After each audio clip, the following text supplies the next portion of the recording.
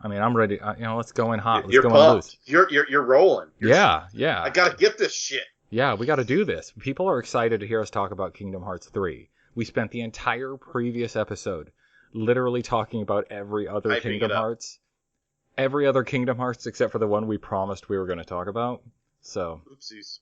I actually intentionally have not edited that episode and released it because I felt like if I put that out after we said we were going to play up to X point or whatever first, like, people would be like, what the fuck? You said you were going to start Kingdom Hearts 3 and you literally did not talk about it at all.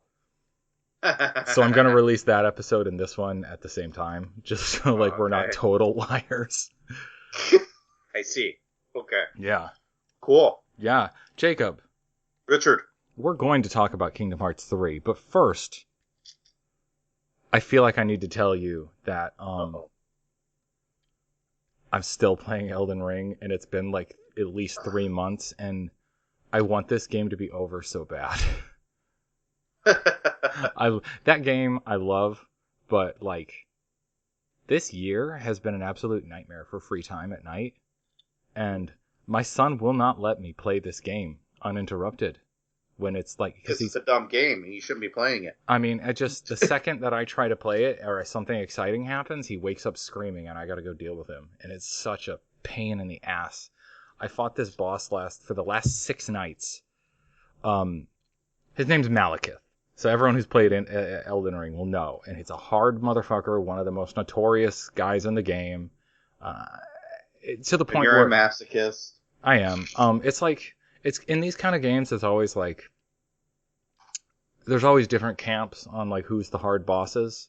There's people who are like, this thing is impossibly hard. It's total bullshit. I don't understand how this thing could have been released into the game. It's just completely nonsense and makes no sense. It's the worst boss they've ever done. And then you're going to get all these other people who are going to be like, I don't know what you're talking about. I beat that thing on my first try.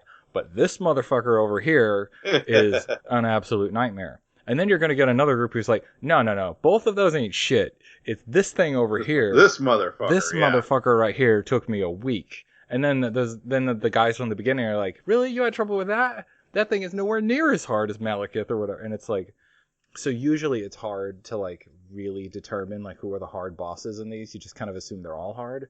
But there's usually a handful who are universally agreed to be just kind of a motherfucker.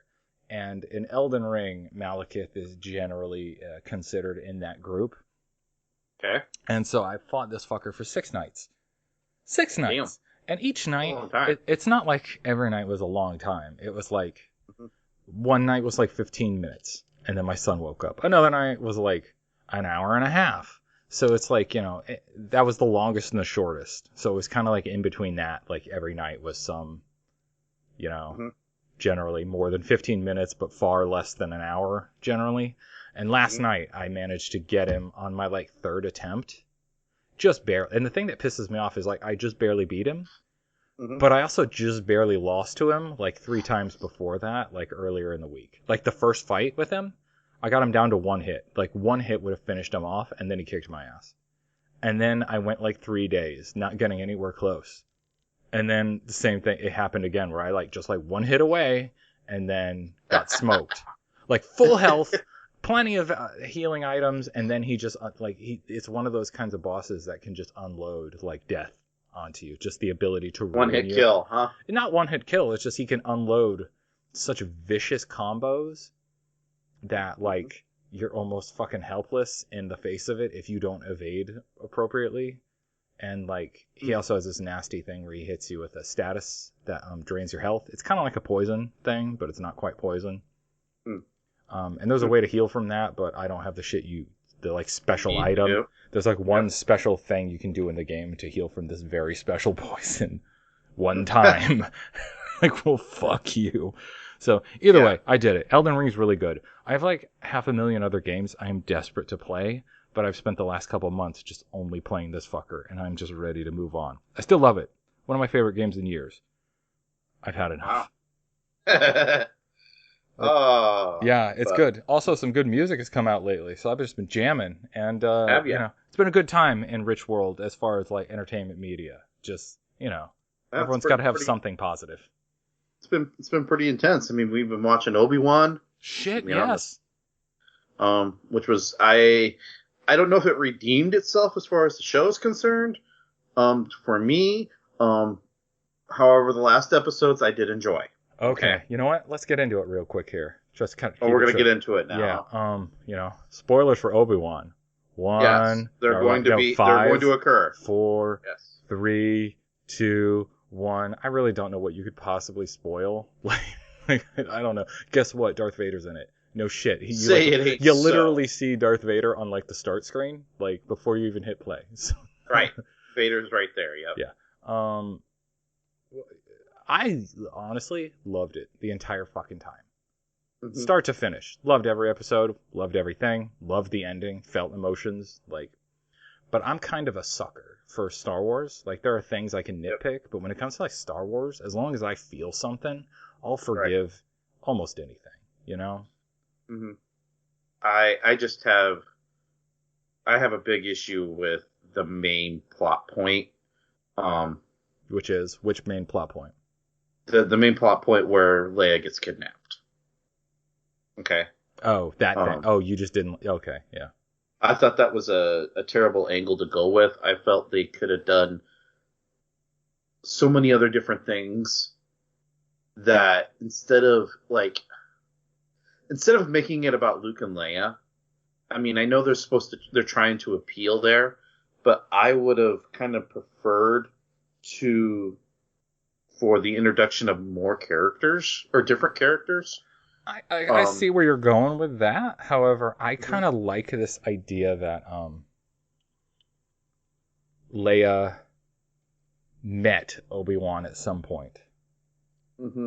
Like, I know when you think of like episode, A New Hope, episode 4, like she kind of makes it sound like she's never met him. You served with yeah. But like, I like the idea that he met her once when she was super fucking little. Like, I kind of dig that. And like, she doesn't really remember him, but she remembers like he was cool. Well, I mean, like, I kind of from a 10-year-old. If she was younger, it would make a little bit more sense in that capacity. I keep forgetting that she's supposed to be 10 because she comes off as younger to me. Right. At the age of 10, there's just like, she comes off to me as like 6 or 7. Right. Because like my daughter almost acts like she does. Like, right. Almost. Yep. And I'm in the same boat, but. And if she was like in that like 5-ish range, then I would be a little bit more receptive, maybe. But 10 is just too old for me. Okay. Yeah. Because you're half the age of what she was supposed to be, or at least coming up to the age where she does create that hologram. Yeah. So. I always assumed that and Leia she referenced in that is she like directly addresses or refers to the last time her father saw him. Yeah. Does it say something like, you served with my father in the Clone Wars or something? Yeah. Yeah. Exactly. So with that in mind, you're completely jumping over this event. And what 10-year-old would do that? I think, like, I also look at it, like, the second you get into, like, kind of serialized storytelling, and the more stories there are, like, canonical events kind of get a little loosey-goosey. Like, so certain things, in order to tell a cool story, you gotta fudge things sometimes, and that's just, like, and I get that just from, like, I'm a comics reader. You've dealt with a bunch of retcons. Yeah, so. I mean, it's kind of like, and sometimes, like, there's shit, like in X-Men. X-Men is my fucking bread and butter. Like, there's shit in X-Men that they kind of, like, set early on as this is the way things are, and then later writers realize... Retcon the shit out of it. They change it because they're like, it serves the story better if we tweak it. Right. And not all... And sometimes it's just better to just ignore little details. Sometimes there's something that is directly contradictory to a previous detail, and sometimes it's intentional, and sometimes it's overlooked. And my thing is, as long as it's not, like, crippling, like... Right. In this, like, if we found it in this, that fucking, like... Oh, it turns out that not only is fucking Padme still alive, Mhm. she's fucking she's like fucking Obi Wan or something. You know, that Right. would be a little bit like. Or Leia's using the Force as a Jedi. Yeah, yeah. If literally like if or like baby Luke, if like little teen like not even teen, he's like a fucking like Same age. yeah like 8 to 10 year old Luke picks up a lightsaber and killed Reva, then I would be like, hold the fucking phone. He's never seen a lightsaber. And one of the smart things they did in this, in the end, Luke's unconscious. He never sees the lightsaber in this. And I'm like, that's all right. There you fucking go. There you like. There's little things like that. I'm like, okay. And I thought that angle. I mean, I understand what they were trying to do in a sense, as far as like instill, like bring out that compassion a little bit from Reva. Oh yeah. But that entire angle, you could have done without it. You did not need it. I think you know what? I love that plot point. I don't. I think it's a dumb plot. Oh, I fucking love it. The problem is I fucking hate it. I just no. See, I don't. I love the plot point. I don't like the character or how she's particularly used because I don't think that she got enough opportunities to show, like, how fucked up she is by this whole situation. Like, I felt it was super like the idea that like a fucking like this chick would like she just saw. She's like, you know, she saw Anakin kill all these things, and then she got taken in and joined the dark side and all that shit to get at him. I don't have a problem with that. Like, I love this. And again, it's touching. She is another example of like Obi-Wan's failure, kind of like that he has to deal with because like Anakin killed all the younglings, you know, and we all remember how fucked up that is. So touching on that situation is like, I don't have a problem with that. Yeah. That's totally cool. Okay. It's when she goes after Luke. No, yeah, I don't agree. That's what confuses me. Like, I didn't fully get that. No, yeah, I agree with that entirely. I understand it to some extent. I just wish they got into it, like, explained it just a touch more, like what her motivation was. Because I don't understand if she was just trying to go after just to fuck. I don't know if she's trying to fuck with Ben or if she's trying to fuck with Vader. Well, why would she doesn't even... Nobody knows about the connection between her and him and Vader. I think she's put two and two together. No, I think he just went after the kid because she knew that it was someone that Obi Wan was after. Oh, okay. All right, that makes more sense. And then, like, that doesn't really make a lot of sense to me. Like, to go after... Like, I think... Because, well, actually, I don't know. Honest, it's very, very vague because she gets into she finds out that message from Organa, okay, or whatever, the Senator Organa, okay, because even though Kenobi said not to contact him, okay, he contacted him anyways. Yeah. She comes across it, finds it, and says, "Fine." Well, he said he was going to go to Tatooine. Yeah. In that message, so now I don't know. I think in the full message he mentions the boy or something like that. I don't know. It may be. I don't recall that part. I just know that Kenobi has to go to Tatooine to beat him. Yeah. And so where does Luke fit in that? I've got no clue. But there's like this like just I like the idea of it like so much. I also wish that Reva was more fucked up. Like, in terms of visual aesthetically, she doesn't look Sith enough to me. She just looks like she's not a Sith. She's not a Sith. But or an Inquisitor. She's not. She's a dark side user, essentially. Yeah, she's a dark side adept. Yes. They all are usually fucked up visually in some way. She just looks like a cool black chick in cosplay. You know. Like, I wish she had like a cool like. Everyone else, like massive scar across her face or some shit. I would suggest a face tattoo, like a tattoo like that goes around an eye and down a cheek or something. Just something a little fucked up and dark. She doesn't look dark.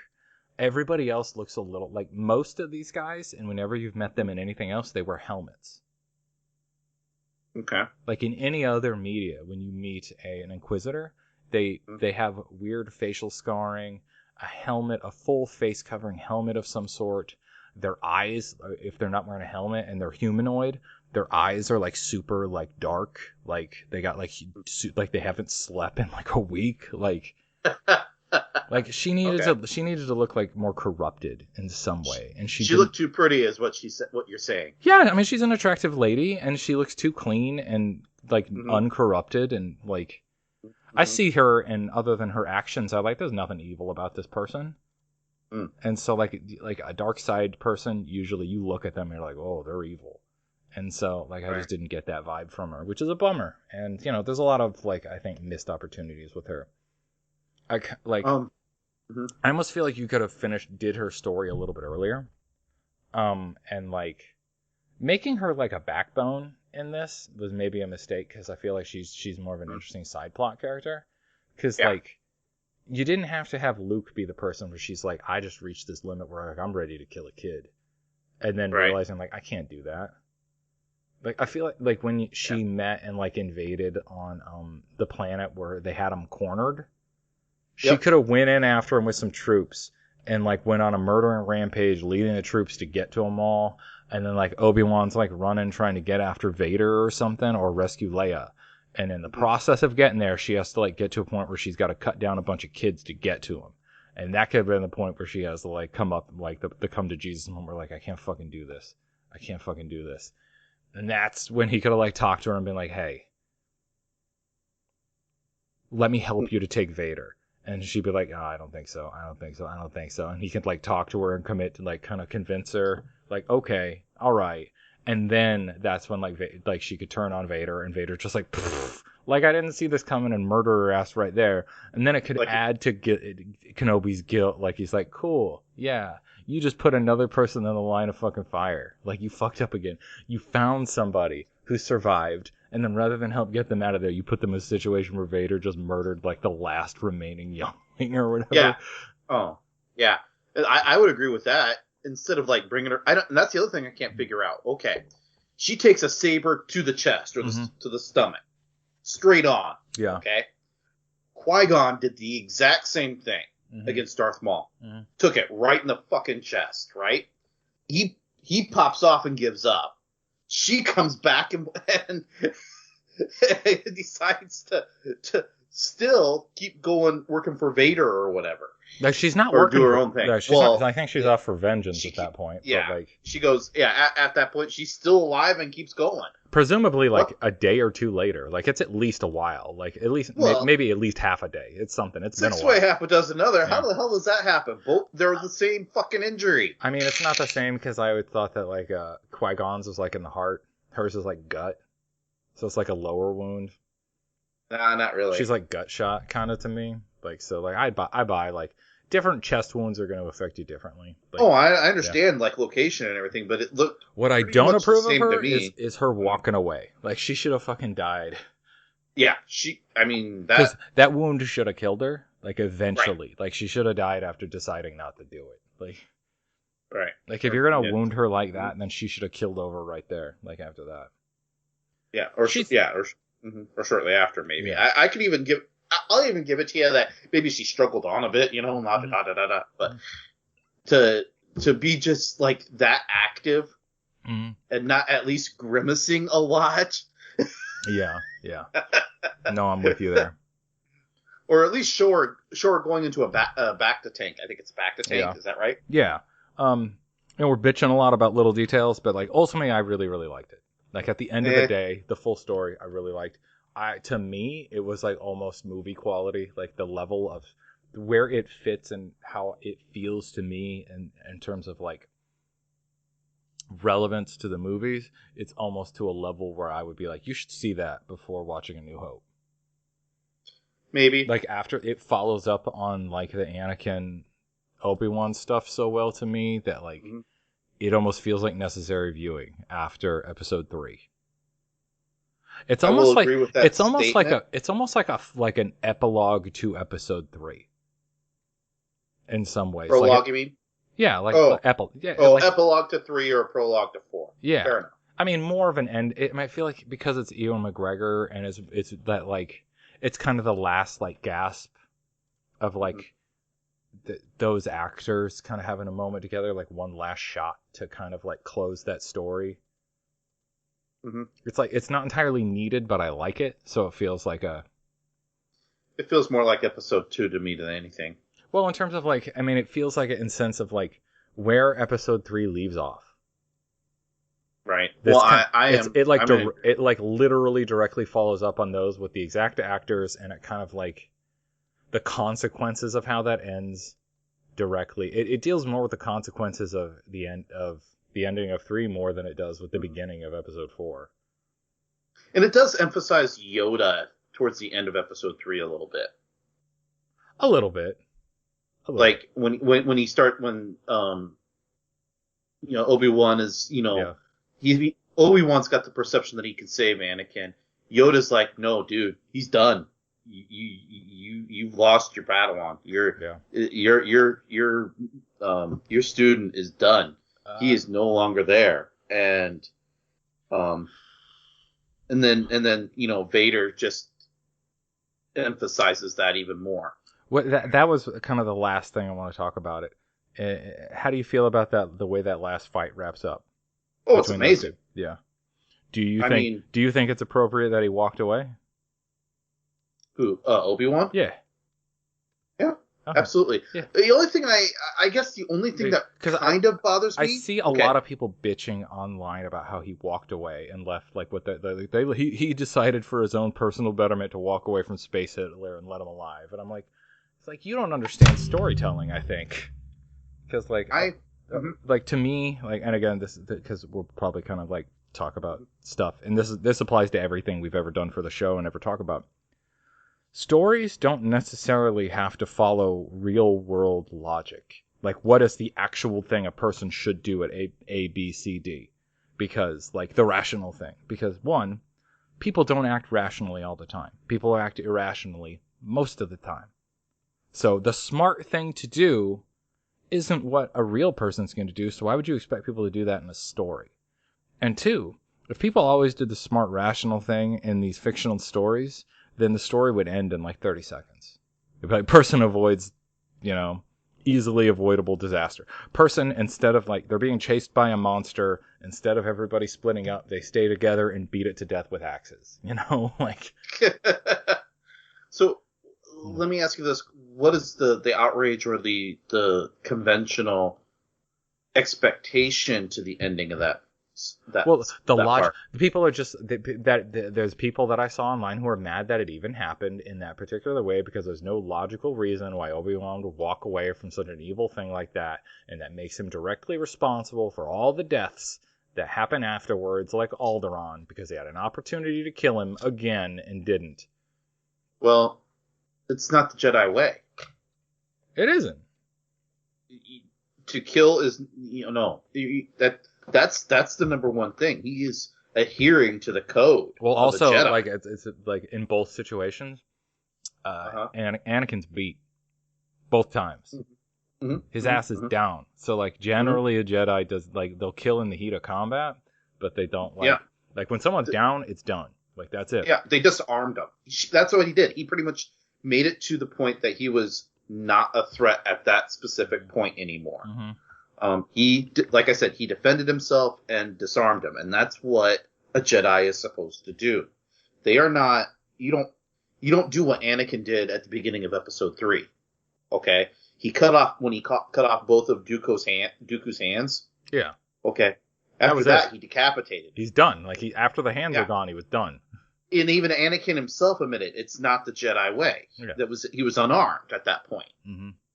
And so I don't quite understand why the outrage in that capacity. Plus, you got to think, okay, you still have to set up Episode 4. You can't kill Vader. Yeah, at that point. I also have this look at it like, even like when he walks away and he's like, he calls him Vader, but to me it was kind of sarcastic. He's like, actually calls him Darth. Yeah, he calls him Darth. That's it. Whatever. Yeah. To me that was Darth. Like, whatever, Darth. Like, you can keep calling yourself that, but, like, I'm not ready. Like, to me, it was, like... Because he's saying, like, I killed him or whatever, but, like... He's literally looking at his best friend in the face. Like, I could entirely believe that if that helmet didn't crack open and he wasn't looking at Anakin in the eyes, he might have finished him off. But helmet broke up. He had to see the man. Like, that humanized him too much. So we're like, nope, this is still my apprentice. Like, I can't kill this guy. He was like my best friend. I don't believe that he's truly gone. Like, he's gone, but like, there's like Jedi always believe there's hope, you know. Mm-hmm.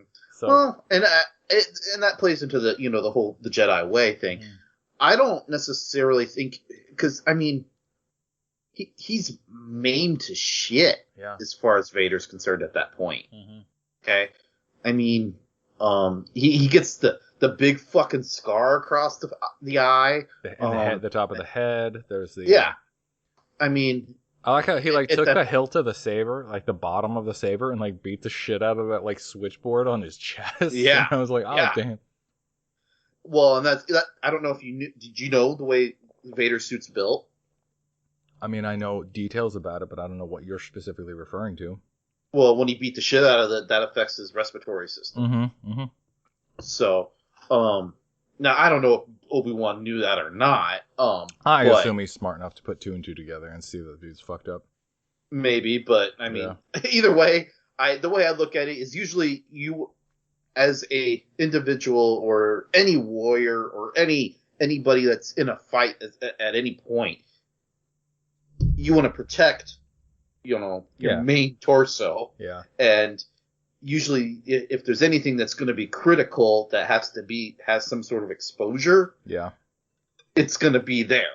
So plus there was lights and everything, so you knew there had to have been something critical there to go after. I mean, and just for like what I said before at the beginning of this conversation, like for every criticism that you can give a story, at the end of the day, if it gives me emotions, I'm willing to forgive a lot. And like during this last conversation between these guys, like I felt something. Like I felt the emotions. It was an amazing fight. Yeah. And the dialogue afterwards, like I just felt that last conversation was good. And I would say that it was better than the ending of episode 3. I agree. And I don't know if that's Hayden Christensen's fault or if that's the writing's fault, but it's one of those two. I mean, it's just like I thought the end of episode 3 was fine too. Like I just think that they followed up on it really nicely, and I like the line that like you didn't kill Anakin Skywalker, I did. Well, I am not your failure. That's why I think that was one of the big things. Yeah, because that's what he thought. He thought he failed Anakin. Yeah, it's like I am not your failure. Yeah. So, which is kind of an interesting. There's good lines. There's good lines there, Like I liked all that. It was good stuff. Yep. And it kind of like. I assume this was written totally without any of that in mind, but it like really kind of feels in line with like the shit that Vader's portrayed as in the Darth Vader Star Wars comic series from Marvel that's been going on for the last couple of years. There's been like 3 volumes now at this point, and they've all just kind of followed the adventures of, not even the adventures, just like what the fuck Darth Vader's been up to since like episode 3. Yeah, around kind of like this time frame, like this shit. And it's just like Darth Vader doing shit for the dark side and for the Emperor and dealing with the fucking like jealous assholes who are trying to get his space, like that kind of stuff. And right. I like the dialogue between Palpatine and him towards the end. Oh yeah, about Kenobi. That was interesting. If you haven't read the any of the Darth Vader comics, I highly recommend it. I would definitely highly recommend trying to track those down. I might even have them on Marvel Unlimited. I'm not sure. The first one especially, like that one takes place between A New Hope and Empire. It's like shortly after A New Hope. It's when he gets wind of who Luke is. Gotcha. Okay. Because by Empire, he kind of has an idea who Luke is. Right. So he kind of, one, he feels him in the Force. Yeah. So it like opens with him like kind of researching who the fuck is this kid and him figuring it out, and then him basically figuring out that the Emperor fucking lied to his face. And it's during that comic when he decides like, I'm gonna fucking kill that motherfucker For lying to, like, he already hates the Emperor because that's part of where his strength comes from, but that's when he's like, oh, I'm going to kill this piece of shit. And I'm going to use my son to do it. Like, when did Force Unleashed take place? I thought that took place between... Oh, I guess that took place before A New Hope, didn't it? something like that. I think that's when that I wonder did. what the likelihood of him showing up in something is. Starkiller? Yeah. Did you ever play the Jedi Fallen Jedi? Fallen Order or whatever? Well, I don't... Well, there's Fallen Jedi that came out about a year or two ago or something like that. Jedi Fallen Order. I think it's called Jedi Fallen Order. Oh, okay. No, I haven't played that one then, no. Yeah, Jedi Fallen Order. They're doing a sequel to that, and they also... It's heavily rumored that they're making a show that it kind of spins out of it too, featuring the guy who plays the main dude. Yeah. Okay. Because he's like voiced and his acted by a real dude. Right. So like, kind of like they did with Starkiller. So. Okay. So it's rumored to be a Disney, like an upcoming Disney Plus thing. So. Gotcha. Anyway, we've talked a lot about Star Wars, like way longer than I meant. You know what we should talk about? Doctor Strange. We should talk about Kingdom Hearts 3. Oh, okay. But first, we need to remind everybody something important. That Top Gun's a good movie. Jurassic Park came out, the third one there. Always wash your crack. Yes. Don't eat yellow snow. Don't fart in a spacesuit. Don't piss in the wind. It's really hard to get tuna out of your dick hole. That's a Letterkenny one. Jesus Christ. Always wear a rubber. No matter how stupid the guy looks, always cut the cards. See, well, that's all wise information. I hope people write that down. We're also here to tell you that we are damn Chocobo.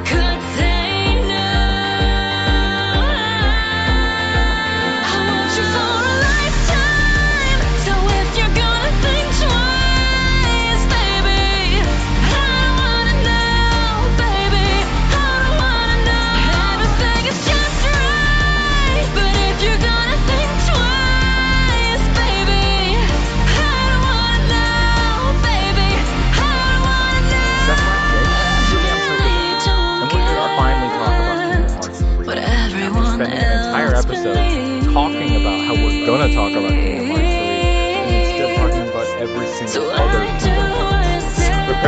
Preparing to talk about Kingdom Hearts 3. Exactly. So Jacob, Richard. Let's get down to it.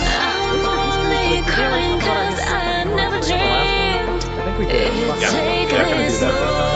Okay. No. Skip right past that bullshit. How does this thing start? A start screen. Trick question. Yes. It starts with either downloading the game or putting it into your PlayStation. I'm also not sure because that's the purchase of the game. Oh, yeah. My bad. Excuse me. We were downloading.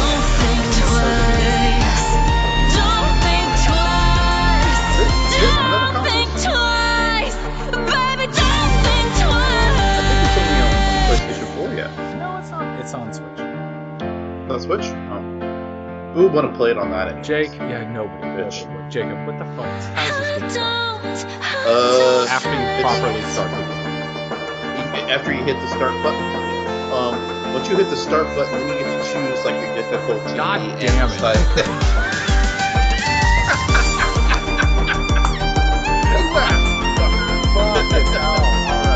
It's also on Xbox. Anyway, shit, Jake. It opens with a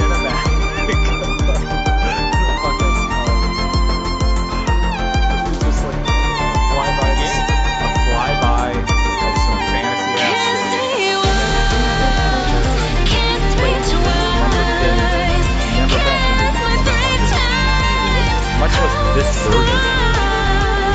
It's young Xehanort when you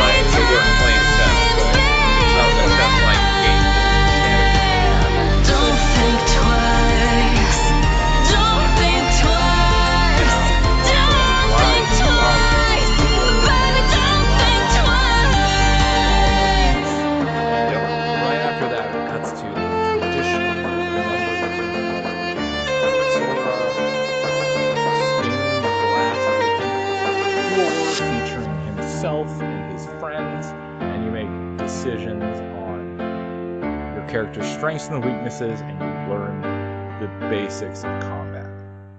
Jake, get into the decisions you make there. Yeah, just go through them all. Go through them all. You're going to drink them. Okay. I'm going to need drinks. So the first question is, you have choices and effects. Okay? And the choices are balance, vitality, and wisdom. Okay? Now, the first time I played this game, I chose, obviously, I didn't really know the outcome, straight up, okay? So, I think I chose balance. I think this time I chose wisdom. And I didn't know the outcome to either one, but apparently one gears your character for certain areas over others. So, like, for instance, vitality, you're given a solid attack, and you get more HP. Wisdom, you get less attack, but magic is stronger. And then balance is kind of an equal across the board type situation. So, also your HP with wisdom is actually lower. So, just understand that. Yeah. Who wants that shit? I mean, but your magic is stronger. So, you know, it is what it is in a sense. So, wait a minute. Is there anything else that's with it?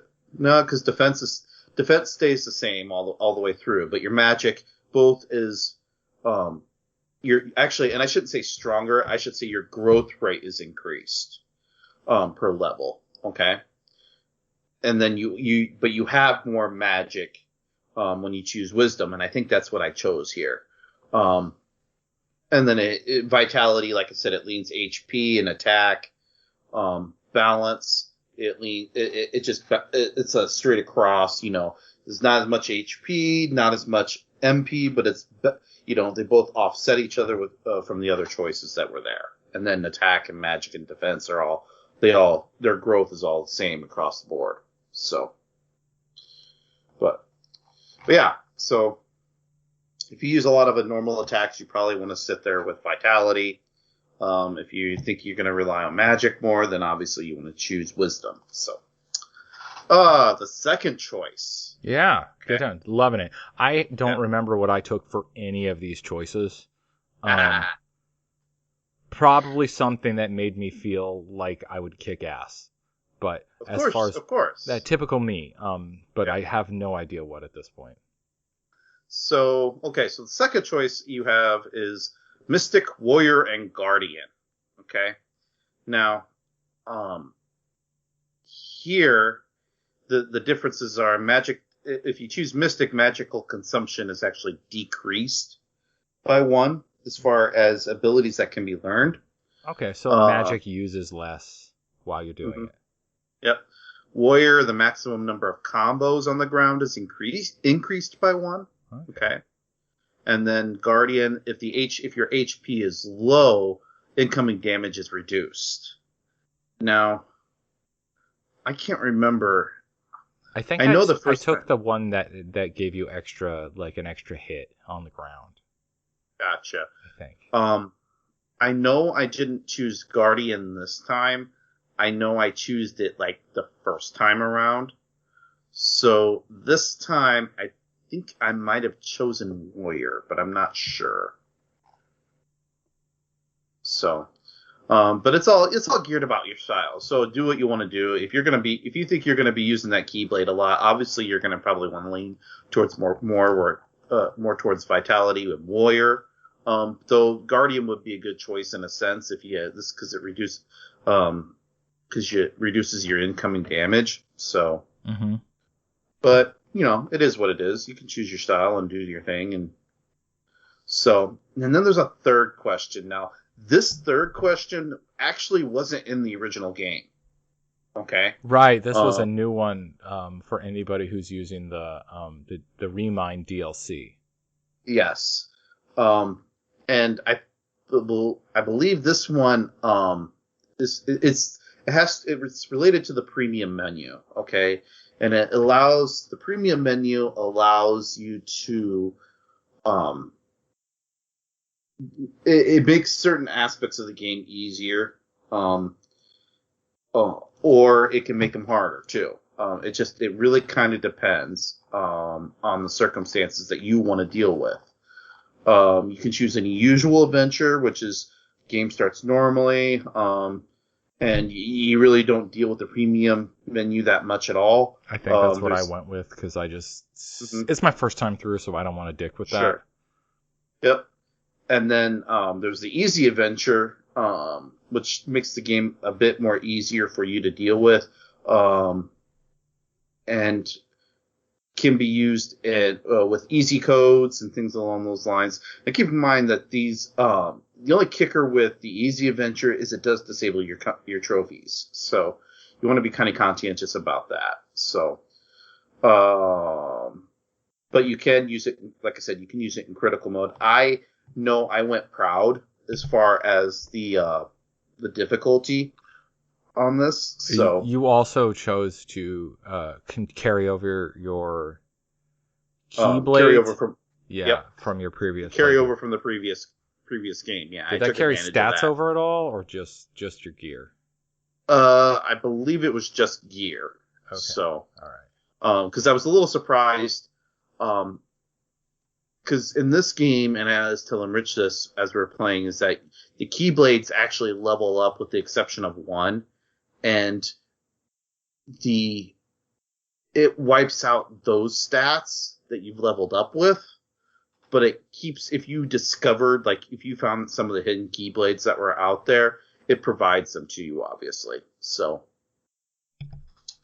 which I mean, is going to save you a lot of trouble on your end from having to go through the bullshit to unlock to acquire ultimate. Yeah. So, and I'm going to do it the old-fashioned way. Now, the other thing to note here is, and I think this is kind of a cool aspect to an extent. Oh yeah, is that these keyblades are geared certain ways. Okay, so yes, the ultimate keyblade is the end-all be-all of all the keyblades. Sure. Okay. It's got the most power, it's got the most magic, it's got the whole other things. But each keyblade has its own abilities built into the keyblade itself, okay? And when you do form changes, I don't think that's the correct term as far as form change, but you usually have a progression in battle as you move through the battle itself of like a limit break, for lack of a better term, in the process. And these keyblades exhibit different limit breaks, if you will. So some of them might be a little bit more effective than others. So it's just something to keep in mind with these keyblades, especially if you start leveling them up. That makes sense, yeah. So, you may have, let's say you have the kingdom key, right? Okay. Yeah. But, if you level the shit out of that sumbitch, obviously it's going to be a lot more effective than, say, your level 1 Oblivion or a level 1 Oathkeeper, just because of the sheer stats that are based off of it. Now, that's all relative in comparison to the Keyblade, because obviously the later Keyblades you get, the better base stats that you have. But just understand that is a possibility, So, but it's just an interesting item that I like versus, say, the the way, the previous two games worked, where you just acquired a new Keyblade and got better stats. Yeah. But there wasn't really a whole lot of customization. There's a little bit more customization here, but not a lot. So, because I find out, like, once you get into the later game, I hate some of the looks of the later game Keyblades. Yeah. And, therefore I don't like to use them. Because I think they look like shit. So I will actually. They do tend to look ugly, yes, in most Kingdom Hearts games. Yes, but like ones like I think Frozen's looks pretty badass. I like that one. They still have Oblivion and Oathkeeper. And the thing about it is you can actually equip 3 Keyblades at the same time and then switch them on the fly. So that's that form change I kind of mentioned. So I still have the ultimate Keyblade equipped. I have not used it yet. Okay. Because I haven't changed to that form. Okay. I've been mainly just riding off of I think it's either Oathkeeper or Oblivion. I think it's Oathkeeper. So, naturally it's gonna, obviously if you have a later Keyblade that you get in the game, it's gonna be a lot more effective at the beginning of the game than it would be, than normally. So, but anyways, but back to the codes, there's certain things that you can do, like for instance, with the Ratatouille shop where you're cooking, actually legitimately cooking, you actually have to slice the shit, and it's a pain in the ass. So I was like, fuck that. So one of the premium codes that you can put in here is to get perfect recipes each time. So, because if you don't slice it right, then you don't get a perfect recipe, and then things can get worse. And I got horribly frustrated after about the first or second try I was working on these, and I just said fuck it, and I was done. And at that point, I think the only thing I did was maybe try to do what I could to get Ultimate Weapon. Yeah, so. That stuff totally sucks, so I can understand using that. That's the correct choice. That's the only thing that makes me regret not turning on that. There's also, like, I don't know if it applies, but there's the Gummy Phone and things along those lines, which I think that's going to be right up your alley, because I think you kind of dig mini games a little bit. I hate mini games, so. Well, that's mini games, Rich, right there. I know, I'm ignoring them as much as humanly possible. So the Gummy Phone is all mini games. Yep, okay, ignoring. That's all it is. Now, I never did them. It's also it's like your new Jiminy's Journal as well. Like, mechanically, like, the Gummy Phone concept is just like, it's used as your communication MacGuffin, the thing that, like, all of your inventory, it's like your, the reason why you have an in-game menu, basically, is that I think it's just like you're using your Gummy Phone for a camera and to read Jiminy's recipes that he's writing down digitally now. Or not recipes, but his story summaries and shit. Like, yeah. So it's cool. I don't know, man. It's all right, but I just remember the games and the game. There's an angle there. Yeah. That you can. There are items that you can get by doing well in those mini games. Oh, sure. But I think we're kind of getting lost in the weeds here. We were kind of talking about the beginning of the game. After you kind of pick all that stuff, but we don't have right. You kind of pick your stuff. Yep. And you get into a fight. Into it. Yep. And guess who the fight is? Believe it or not. Yeah, it's an absolute shock, but it's the big, fucking black demon-looking thing. Darkseid. Who's in like the beginning of every numbered game. Right. So that's cool fighting him again. It's your kind of first real taste of the new combat system, which is very.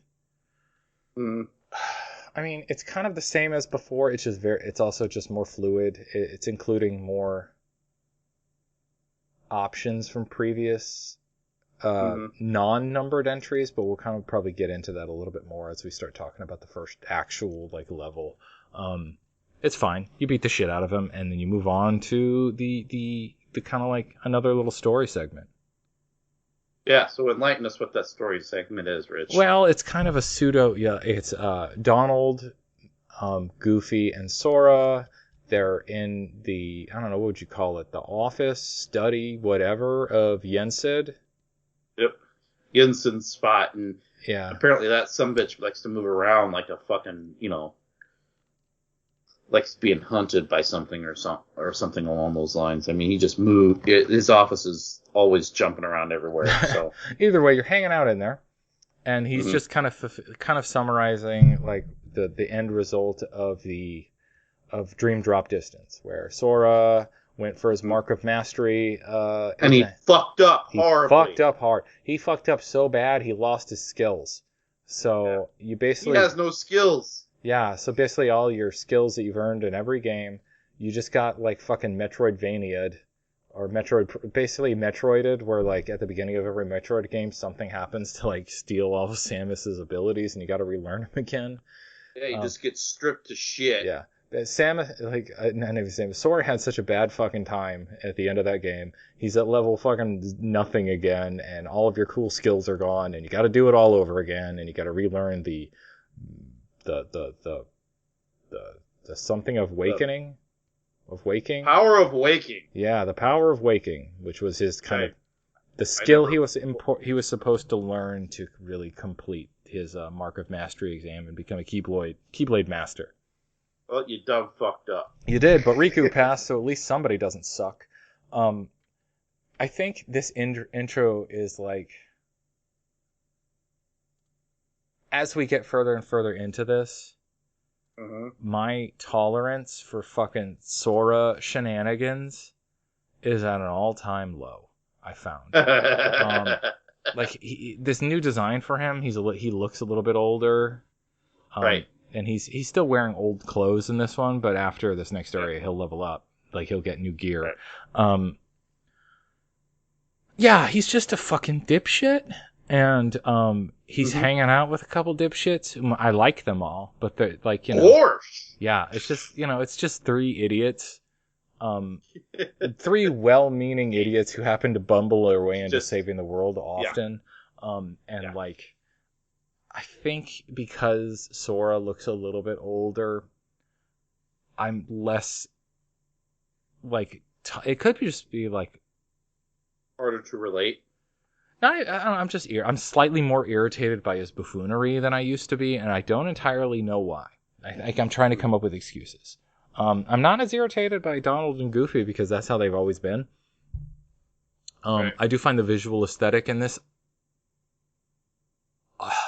This is not a bad-looking game at all, but there is something about it that rubs me the wrong way, and I cannot put my finger on it. Because sometimes I think it looks beautiful in motion, and like, yes, it feels like a proper Disney film. And then other times I'm like, this just looks weird and off-putting, and I've Googled, I've looked this up, like checked Reddit, and I'm not the only person who's had this weird like vibe. But like, nobody's been able to say why or how in a way that I'm like, yes, that's it. But like, it's something that's I'm gonna keep thinking about as we continue into this game. So after that bit, Donald and Goofy and Sora are hanging out in their, I guess it's the gummy ship now, and they're kind of tasked with going. They want to go see Herc. Yeah, they're tasked with kind of finding his heart or something again. Well, they just wanted to check on, see what's going on with Hercules. He decides to go, but he specifically decides to go to see Herc because Herc is about getting stronger, and he thinks he can help him with the power of waking. That's what he thinks. Like, he's like, hey, Herc He's an idiot, but that's what he thinks. Yeah, he thinks that because Herc is all about, training and getting stronger, he'll be able to do it. Like, he'll be able to help him figure it out. Or provide some guidance, which is not, like completely wrong, but it's still misguided. Yeah, I think he also kind of pronounced it in the, like, I think like it's the line that the last thing that Jens had said is like, may your heart be your guiding key, and they kind of get hung up on that phrase a little bit. Yeah. Which, it's known to happen. All these games are kind of like that anyways. Yeah. They're kind of cryptic. Yeah. So either way, Sora kind of figures out he can just he figures out how to use the Keyblade to open portals, and he uses those to kind of go to other worlds and uses Mhm. First one, he goes to the Let's Colosseum. go see Hercules. Yeah. Yep. Yeah. And Hades is up to his old tricks again. So you have to you go in and you kind of try to you're looking for Hercules at first, and then you find out that Hades is up to no good. Yeah, and there's a so little. You gotta wrong that right. There's a little summary before you go there about like what's happened since the last time you were there, and it's just like it's basically just like Hades is reigning. Like you're in the midst of like Hades just like going for it. Yep. He's swinging for the fences now. Yeah, he's brought all his fucking titans, and he's just going for it against Olympus now. Yep, he wants Zeus's throne. So yeah, and weirdly, you show up, miss the mark where you're supposed to go, and you kind of like land,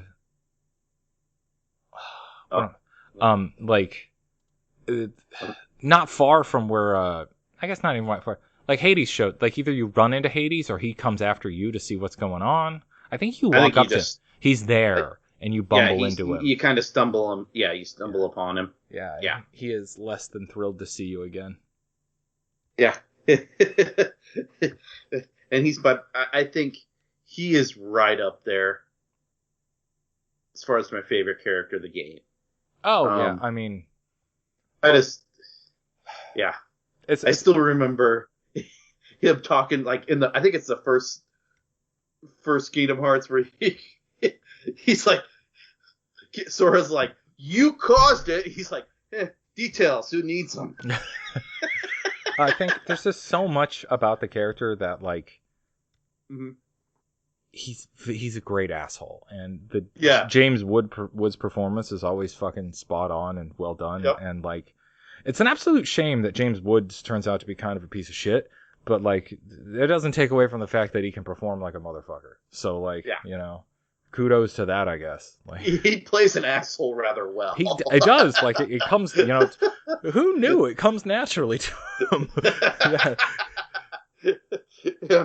And Hades is like the king of assholes. Yeah, so it's like, you're perfectly cast, really, when you think about it. And, he summons his titans and shit happens, and then you kind of fight your way through fucking Olympus. Why don't you talk about Olympus and kind of like this early, Olympus? Like... So you start at the base of the mountain. Yeah, after Hades kind of blows you away. Well, yeah, and then, and I think you start at the base of the mountain, and I think you work your way up a little bit, and then you encounter Hades. Yeah, but just very briefly to where you run into some Heartless. Yeah, exactly. And you're just basically working your way up through this humongous mountain. And eventually, I mean, you even ascend into the heavens where, I don't even know where Zeus resides, what it's called. I mean, I know it's Olympus, but because he's at the top of Mount Olympus, but you make it all the way up there. But, and you encounter some, some issues during that. You gotta fight some titans on your way there when you're like first fighting through and you discover that you can walk on walls. Yeah. Actually, no. Yeah. No. We didn't get that far yet because wait, did we? I mean, no, we haven't quite yet. No, we haven't. Even before you get to that, like when Hades blows you away. Also, it's worth pointing out, the Maleficent and Pete show up. Right. And Hades is like, fuck off. Like, I don't need you. I had enough. And I'm doing my thing, my own thing now. And you're going to kind of have this... Maleficent is kind of looking for Pandora's box, it sounds like. She's looking for, I think they find Pandora's box, and that's not actually what she's looking for. That's right. Right. She's looking for a box. There's a subplot, and we're not going to, that's going on here that we're not even going to remember exactly when it cuts to them, but there's a few times it cuts to Pete and Maleficent. They're looking for a box. They find, I think, Pandora's box, and they're like, nope, not it. Like, they just throw it over their shoulder. Yeah, just throw it over their shoulder. It's this little thing that's going on in the end.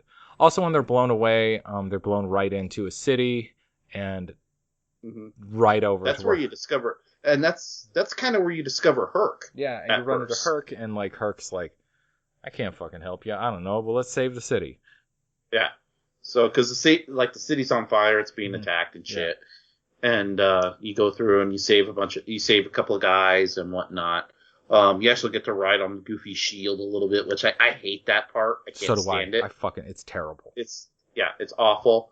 And some of the sliding and things a little bit kind of, but it's not awful. It's just kind of more of an annoyance a little bit to me. Yeah. But you get through that, and you eventually, after you save these people, there's like 5 of them. You and Herc talk a little bit more, and then you go through the sliding of over lava and things down below. Yeah. What do you think about city... now that we're getting into the actual like kind of like early game, you're fighting some stuff. Like, what do you think about it? Mm-hmm. What are your feelings on this shit?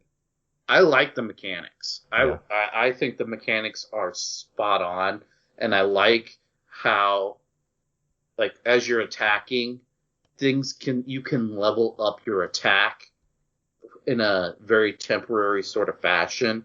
They're like special moves that like unlock yes. as you've beaten on things more, and they're depending on what you're using, whether it's a specific with physical attacks, magic, a certain weapon, and this is kind of like an expansion on stuff that you see in some like Dream Drop Distance and the like 2.5 fucking memory something or other with Aqua, and that's all kind of built off the kind of like the kind of a system introduced in the Birth by Sleep.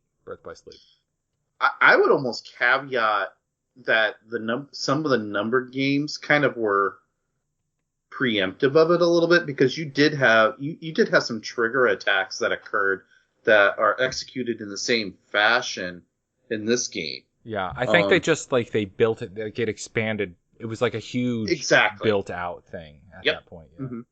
And it makes sense as, I mean, granted, they stripped Sora's powers, but it makes sense that as he's, developed himself and learned the ways and all that good stuff through progression, that some of these abilities become unlocked. And same with like Donald and Goofy. Some of those items get, more integrated. If we were going to go that route, I would go so far as to say that, like, it would make sense that, like, the way he's relearning skills is more, like, it's like he's re-remembering something he's done before, so his ability to use it is more enhanced than it was the first time around. He's got like muscle memory now. I can agree with that. Like, so if you wanted to mechanically explain some of that, like that would be how I would do it. And there's a fluidity and a speed to it. Yep, and that's exactly what I was just gonna say. Yep.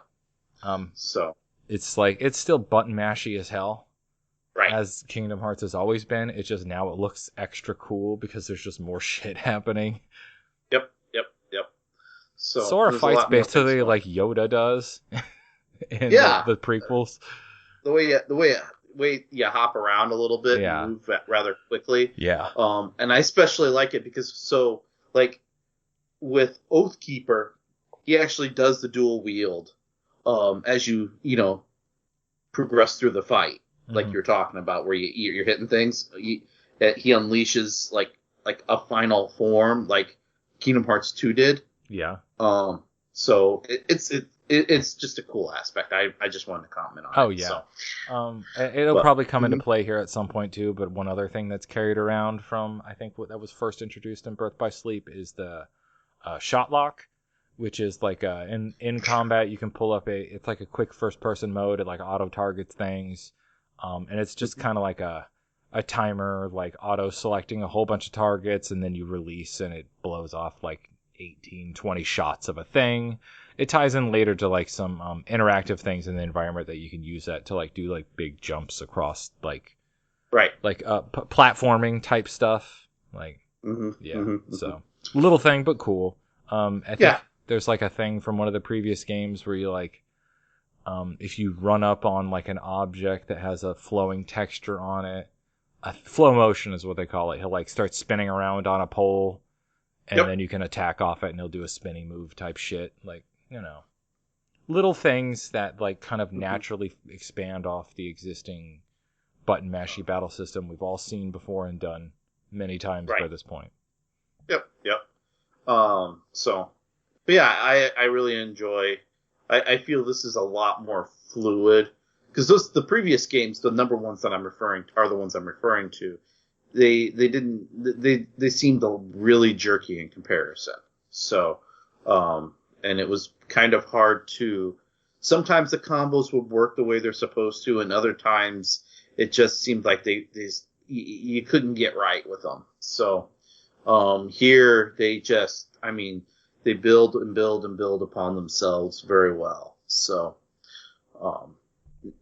and it becomes extremely like actionable, if you will, for lack of a better term. Yeah, absolutely. So, and I think after you save all these people, I think that's when you really start getting, you start ascending more, and you actually physically encounter the Titans themselves, starting with the stone one, I believe, first. He's throwing shit down at you. Because you're ascending to Olympus. I can't remember if that's the case or not. I think so. I think that's the case. Because you don't make it to the pinnacle of Olympus yet, but you get really close.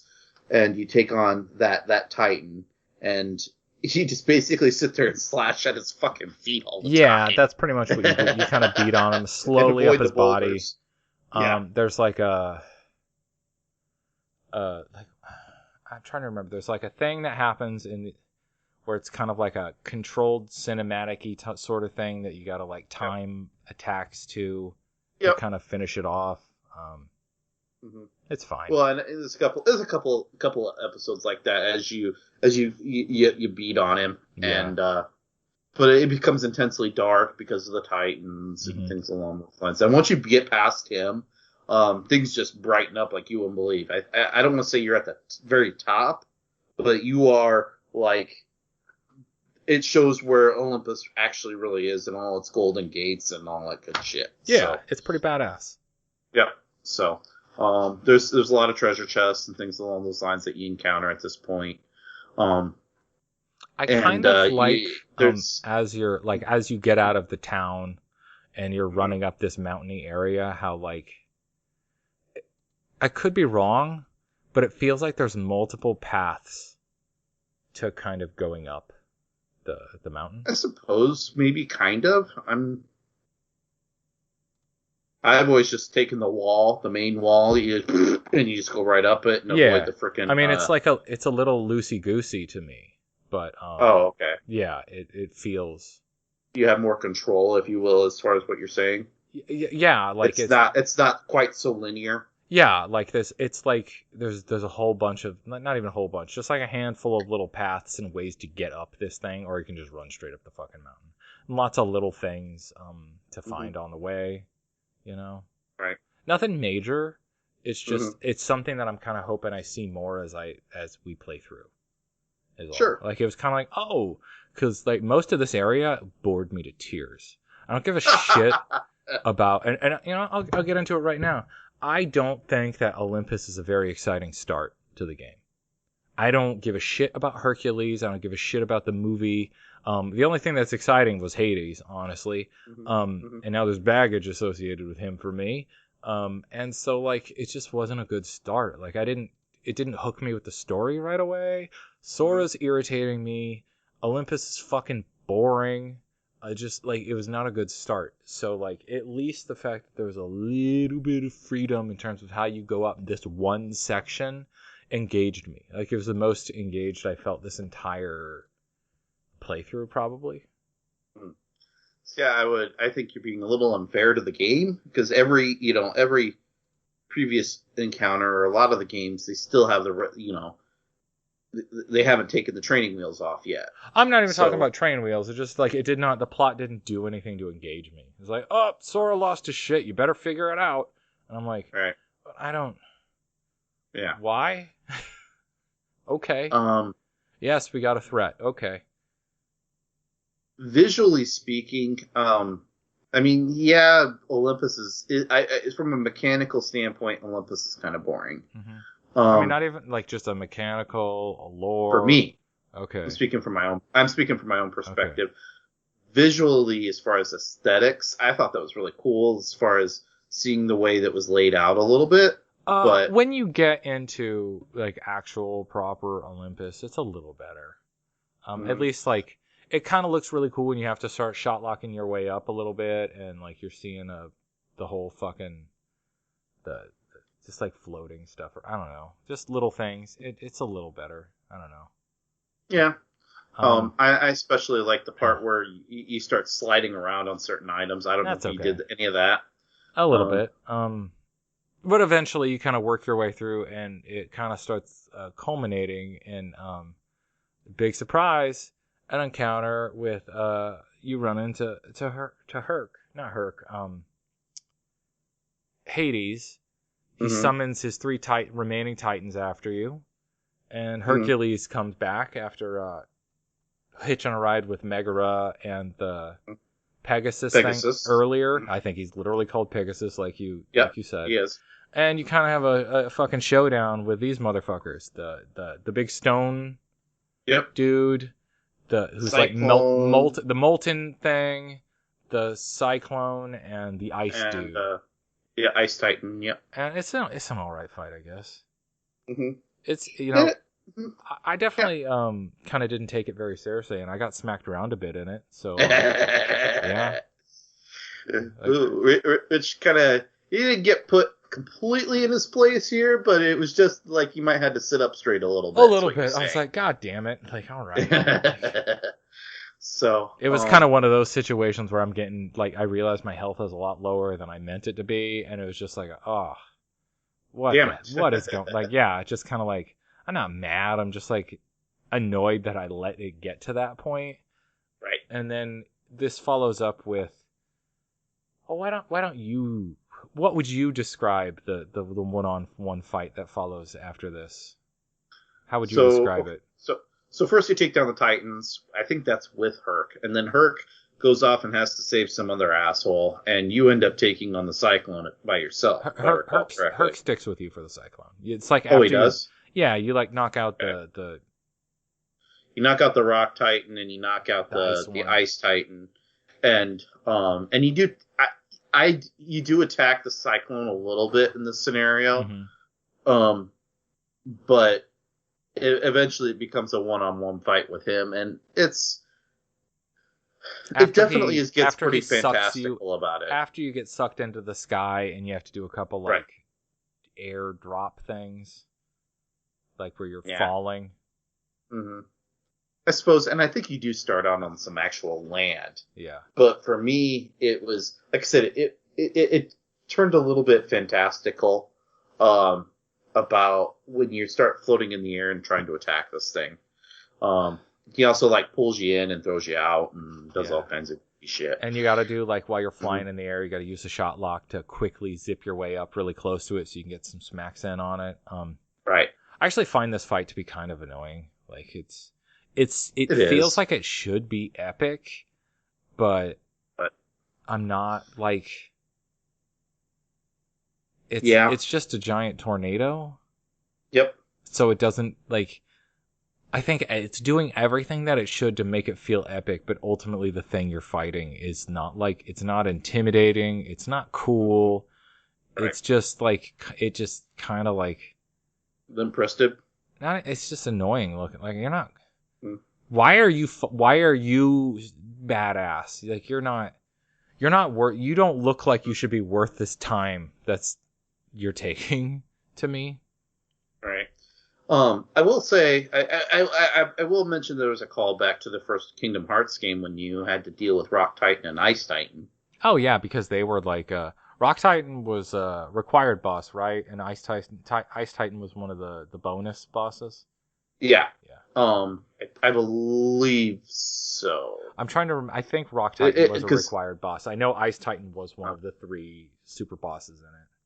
Yep. And I think he had to take down Ice Titan to get to Sephiroth, but I could be wrong about that. I don't remember if you had to, but I know like they were both in the Coliseum. Yeah. So I think you're right. Mm-hmm. And this wraps up, and they all wake up again, and you're all cornered, and then I don't even remember it. Hercules doesn't, and even Hercules says, he goes, I don't fucking know. I can't really help you acquire those skills. Oh no, what he does is what Hercules does is he like at this point, because you didn't really they all wake up again and they're ready to throw down or something like that, and I think Hercules just throws them. Yeah. Or yeah, he like throws after he breaks out Zeus, and Zeus starts zapping him in the ass with lightning, which is actually pretty funny. I actually like when he broke out Zeus, and Zeus was like, "All right, motherfuckers, time to lay down the law." With your shit. And then they start running away as he's like lightning them, and Hercules is like, "I don't fucking think so," and grabs the tornado, whips it around, sucks up all the bad guys, and throws them away. And I'm like, "Well, why? He could have fucking done that earlier, couldn't he?" Right? Yeah. What the fuck? Yeah. But yeah, and like I said, my point that I was saying though is that it was kind of a fruitless venture to try to. Oh, you chase away. Hades talks some shit too, and then gets chased away, and he's Hades is Hades. Yeah, and he's like, fuck this. I'm going back to the underworld or something like that. But they solicit Hercules' advice, and he's got nothing for him. So, at that point, I think that's pretty much the end of Olympus, isn't it? I think. Yeah. Afterwards, after that is you get like this little brief snippet of that's where the scene with Maleficent and Pete is, and you get you kind of Pandora's see box. one of the Organization XIII members watching over him, the one who's got like the eye scar, missing an eye. Oh, no, that's not Sayx. He uses guns. I remember. Yeah, I know who you're talking about. Zigbar? I think that's right? Too, yeah. Whom, as we remember from the end of Dream Drop Distance, the possessed by Xehanort dude. And it's one of those things where you see him really briefly, and then it cuts away super fast to the point where I thought I accidentally skipped something. Oh, wow. Yeah. I was like, what the fuck? And then do you remember what happens next, Jacob? I don't think you do. I'm putting you on the spot. I don't have a fucking clue. Sorry. It wasn't important. I think it was actually probably the most interesting thing to happen so far. Oh, yeah? Yeah, it switches to the Dark World where we see King Mickey and Riku like bumming about in Dark World looking for Aqua. Oh, yeah. Yeah. They don't find anything. They don't. But I think they get ambushed though, don't they? Yeah, they do. Yeah. Because they done fucked up and they were screwing around in the realm of darkness. Yeah. And I think he loses. Riku was getting emo about it, being real morose and shit, like a sad sack motherfucker. Gets swallowed up by a giant fucking heartless looking combo heartless. Nearly drowns. Then wakes up. And he's not dead, and Mickey's like, I don't know, it just fucking gave up. And he heard a voice. Like, maybe we should... He heard a voice while he was drowning too, but at this point, it's unclear of like what was going on there. Right, and I think they're like, we probably shouldn't be here anymore. We should probably get the fuck out because this is clearly beyond our ability. We are unprepared. And Riku's sword is broke, or his keyblade. Oh, that's right, because he loses. He's got to get a different keyblade. Yeah. So he's done fucked. Yeah, he fucked up. So was it like Oblivion or something? Or it was his Bat one, right? The Bat one. Yeah, I think it's like Soul Edge. I think no, it's not Soul Edge. Yeah. It's I can't remember. I just know Soul the new Edge one. is I know from the fucking I know like, the new fighting one games. is, but is the new one the giant like it looks like a metal? It looks similar. Yeah. Okay. But it's called The Way to Dawn. Okay. If I remember right.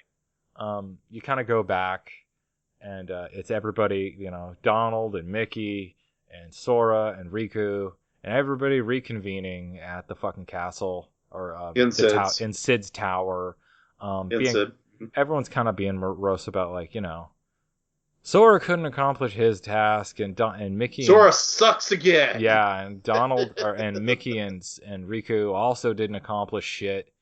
But you guys are all wasting my fucking time. Yeah, so everybody failed, but they all still get. But Sora and Riku still get sweet new costumes. Like that's basically it. Okay, it's basically I've heard you bitch enough. Here you go. Here. Leave me alone, and maybe you'll actually accomplish something this time. Please, just stop whining. So, yeah. But they and I think have special powers, but I don't really know how that actually is relevant to anything. I'm not sure either, to be honest. I can't remember. Yeah, Jiminy joins you finally for realsies here. And then you kind of go off on your journey. This is where it introduces the Gummy Phone shit, which is also exciting to me because it's fucking Chip and Dale, whom I love. Side note, if you haven't watched it yet, I'm talking to Jake, I'm talking to all the listeners, please watch the Rescue Rangers movie, the new Rescue Rangers movie. It fucking rules, especially if you have any nostalgia for the Rescue Rangers show from the 90s. It's awesome. Highly recommended. Is Babette in it? Who's Babette? Is it Babette? The female mouse? Oh, the hot mouse? Yeah, she's in it. I know Monty has to be in it, right? He's in it too. Do you know the concept of this movie? It's on Disney Plus. Not a clue. I just know it's the Rescue Rangers, and I wasn't sure if it was the entire original cast. Oh yeah, the whole cast. See what the concept of it is. I knew it was live action too. So. Yes, with CG elements. Rescue Rangers, the Rescue Rangers TV show in this world was a TV show, and they were actors on the TV show. Okay. Nope, can't do it. And they like, and when the show fell apart, like, they all they fell apart due to some personal differences between the only if it's like a Chip and Dale. Only if it's clear adult issues, like they started, one started drinking, the other. It kind of like it doesn't go all the way that way, but it kind of hints towards it. And they gotta start swearing at each other. They don't quite swear. Like basically, like Dale feels like he's playing second field, and then everybody treats him like a fucking idiot, and he just he is a fucking idiot. He's kind of an idiot, but he plays it up. He plays it. It gets played up for the show just a teeny bit more than it actually is. And Chip makes it sound like he's a genius and stuff like that, and he's just kind of like, well, I'm gonna get another show. And then, like, that kind of causes their show to fall apart. And, like, flash forward, like, 15 years into the future, and Chip is basically doing, like, the con circuit. Okay. Like, conventions. Like, where they're, like, out of work actors are hanging out in conventions. So he's at, like, San Diego Comic-Con or something like that, and there's, like, there's more cameos in this movie from other cartoons than I've ever seen in my entire fucking life. Oh shit! Wow. Everybody, like fucking everybody's in this thing at some point. Is it like is it bad as what? Who Framed Roger Rabbit? It's a sequel to Who Framed Roger Rabbit. Wow! That is not a joke. That is literally, this movie is like Roger Rabbit 1.5. Like it takes place in the exact same universe. Roger Rabbit is in it.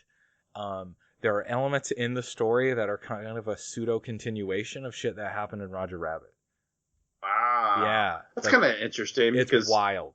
I think Warner Brothers produced the original Roger Rabbit. Yeah. So this would be kind of curious. Yeah, it's yeah.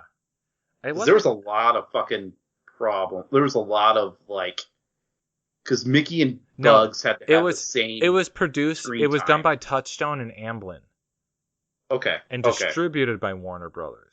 Oh, okay. So I just know there was a lot of like Disney put so many fucking stipulations on it. Mm-hmm.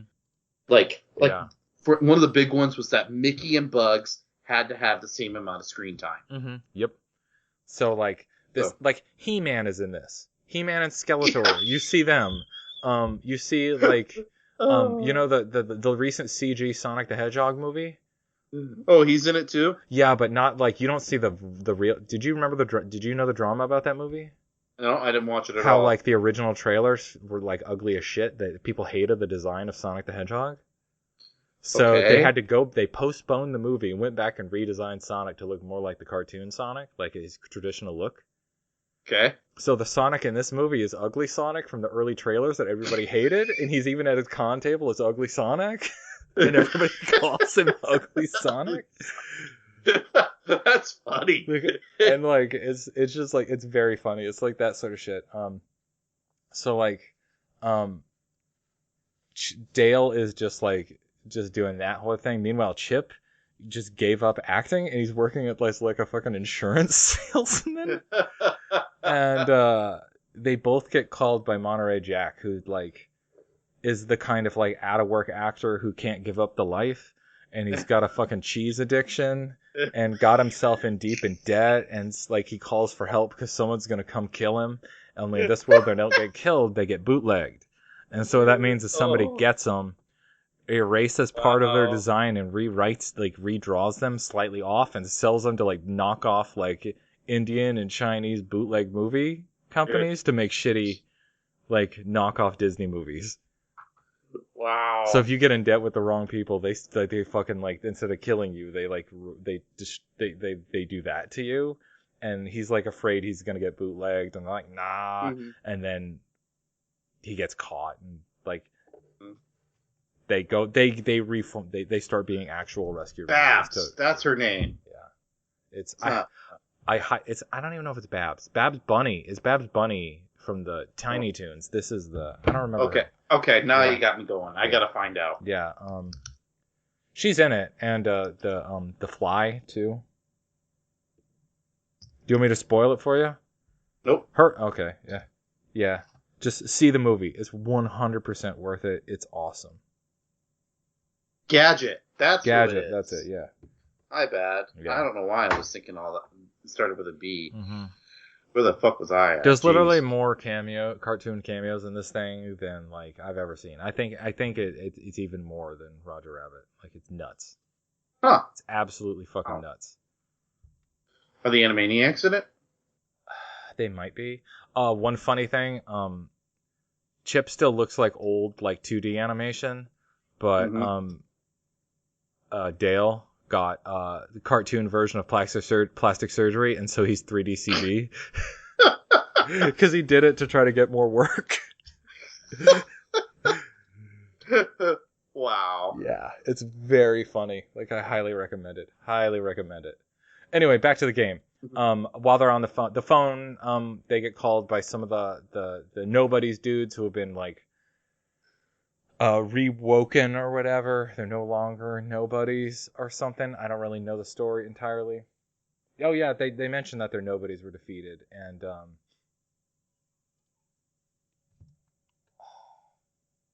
so he went recruiting again. Yeah. Well, he's kind of working with Sora now. Some of these guys, so. Right. Yeah. And they basically I can't remember what information he gives them, but it gives them like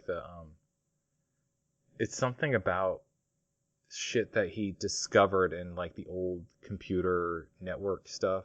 I think Ansem's computers. Yeah, it was I remember like it was Pence that but I thought that was later on in Twilight. No, like Town right now he's like like he's oh yeah, he hands him something. He finds something in his heart and is like, oh, he finds out that there's it's not just there's Sora. Oh, that's it's right. The other two. That's when he discovers there's other people inside him, and he's like, and that's when Sora's like, oh yeah, I've kind of suspected as much, and he's like, I think it's Roxas's heart inside. Right, him. but then there's a new revelation that there's another, and he's like, what the fuck? Yeah. So, but they're still exploring that. Yeah. So he kind of goes to Twilight. Is it Twilight Town? No, it's the place with Pence and Olette to kind of Twilight Town. Because he's like, all right, I want to like. He goes on a Roxas quest now. Yep. Basically, it's like where the fuck is Roxas? Yeah. This is kind of where they introduce the gummy ship stuff now. Mm-hmm. Yeah, a little bit. Yeah. And it's. What do you think about the gummy ship in this? And explain why it's different. The notable thing that makes it different than previous gummy ship stuff. Well, the fact that it's no longer linear. in a sense, as far as your voyages and things. Yeah. That's one of the key, most notable things about the gummy ship playthroughs now. Sure, there's ways to fast track through the areas, but ultimately, I mean, you still gotta. It's no longer, oh, you gotta open up this pathway to get to there. No, you can fucking go wherever you want to, and you don't want to go through there, you don't have to. And, it kind of reminds me of like, I don't know if open world's the right word, but it's like, it's almost like an overworld map, in another RPG, in other RPGs, and you just kind of like you basically fly around and go to your next like town or dungeon through this open world type thing. And you explore and you discover things, and you can, you can gain abilities for the gummy ship and all that good stuff. Or items for the gummy ship as you blow shit up. It's kind of nifty. But I think bosses drop you things, and there's like little. It's not really a mini game, but when you like go through some of these, there's some of these actions that you can go through. You can acquire like specialized gummies that can enhance your ship and things along those lines. Yeah, it's kind of like it's kind of a lot of the same shit you've seen before as far as like building up your ship more. It's just mechanically how you use it within the world is a little bit different. Yeah, like I said, it's more of an open world feel, and you get a little bit. I feel it opens things up and allows more customization in a sense. So that's just my opinion. So yeah. Yeah. Yeah. Yeah. Yeah. See? Yeah. But yeah, it's I think it's a good time. It's a lot more interesting than the way it used to be, at least from 1 and 2. So, that's a fact. Yeah. But yeah, so you get that opened up, and I think we're getting towards the end here, aren't we, Rich? Yeah. Well, we go to what is this next? What's the name of the town again? I thought it was Twilight Town. No, is it Twilight Town? The Roxas Town or whatever? I don't. Like, you literally said it, and I'm just... Yes, it's Twilight Town. I'm just... Yeah. Slow. Come on, man. I'm mentally slow sometimes. It happens. I'm mentally slow all the time. That's a fact. Nobody knows you but yourself. You know yourself better than anyone else. This town is... Well, we were going to stop at Olympus. No, we were going to talk about Twilight Town. I didn't know I thought we were just stopping at Olympus. No, we were gonna cover and what do you think about Twilight Town? It looks so much like it did before. It was one of the first hits of nostalgia in this entire game to me. I have no real feelings about this area and from Kingdom Hearts 2. Like, I don't feel warmly for it, but like to be in it again was like, oh shit, we're definitely doing some Kingdom Hearts. Yeah, for real. I'll give you that. I think the difference is this is the real one. This isn't the one that Roxas was actually in. Right. This is not the Data Town. Yeah, this is the one. Yeah, so this is for realsies. Yeah, you fight some nobodies, fight some heartless, and you run into some old friends. Yeah, like Pence, Olette, and Hainer. Yeah, and apparently they got jobs now. Yeah, and you also mention Roxas to them. And they kind of, they don't recall him, if I remember right. No, they don't, because these ones weren't friends with him, but they have, like, it's weird that there's, like, you have a picture of the 4 of them from the Data world, and they have that exact same picture from their world, but he's not Roxas in it. isn't in it. Yeah, because he was never actually with them. So, like, that's kind of like this weird, almost Back to the Future-y sort of thing, where, I'll give you that, yep. It feels very Kingdom Hearts, how it's all about, like, friendship and connection and stuff like that these dudes are like, well, if these alternate versions of us were friends with this guy, he must be pretty fucking cool. We're going to help you find him. And let's see what he's doing. There's something about that I find a little bit heartwarming, and that's kind of like what I come to Kingdom Hearts for anyway. So, like, that's kind of a cool moment. I'm like, yeah, you guys should help him find the dude. Let's do it. Yep. Find him. Yep. Yeah. So do that. Also, there's a couple of little things that come up now. There's the emblems. You start discovering them. Those are the things you have to photograph. They're they're Mickey heads, Disney logo things. Heads. Yep. And you can see them almost anywhere. they will hint at it if you encounter one too, which is kind of nice. I like that. If there's, yeah, at least they just tell you, hey, there's something, because for instance, the puppy sucked in the first one. I'm sorry to say. Oh yeah, it did. I mean, it's just good to give a hint, like, hey, you should look closely here. Like, that's right. good. Mm-hmm. What else? Is there anything else of note here? You explore a little bit, do some stuff, and I think collect ingredients so you can start cooking. Yeah, the most notable, like when you kind of exit that first area and you go out into the woods, you find a mess of fruit and vegetables, and you rescue the mouse from something. What is it? What's the name of the mouse cooking movie? Ratatouille. He's cool. I like him. Yeah. The thing that throws me off, I've never seen Ratatouille. Okay. Yeah. He's the one character that doesn't talk. Yeah, I think in Ratatouille, if I remember correctly, I've only seen it once and it was a very long time ago. Mm-hmm. He can talk, but people don't understand him.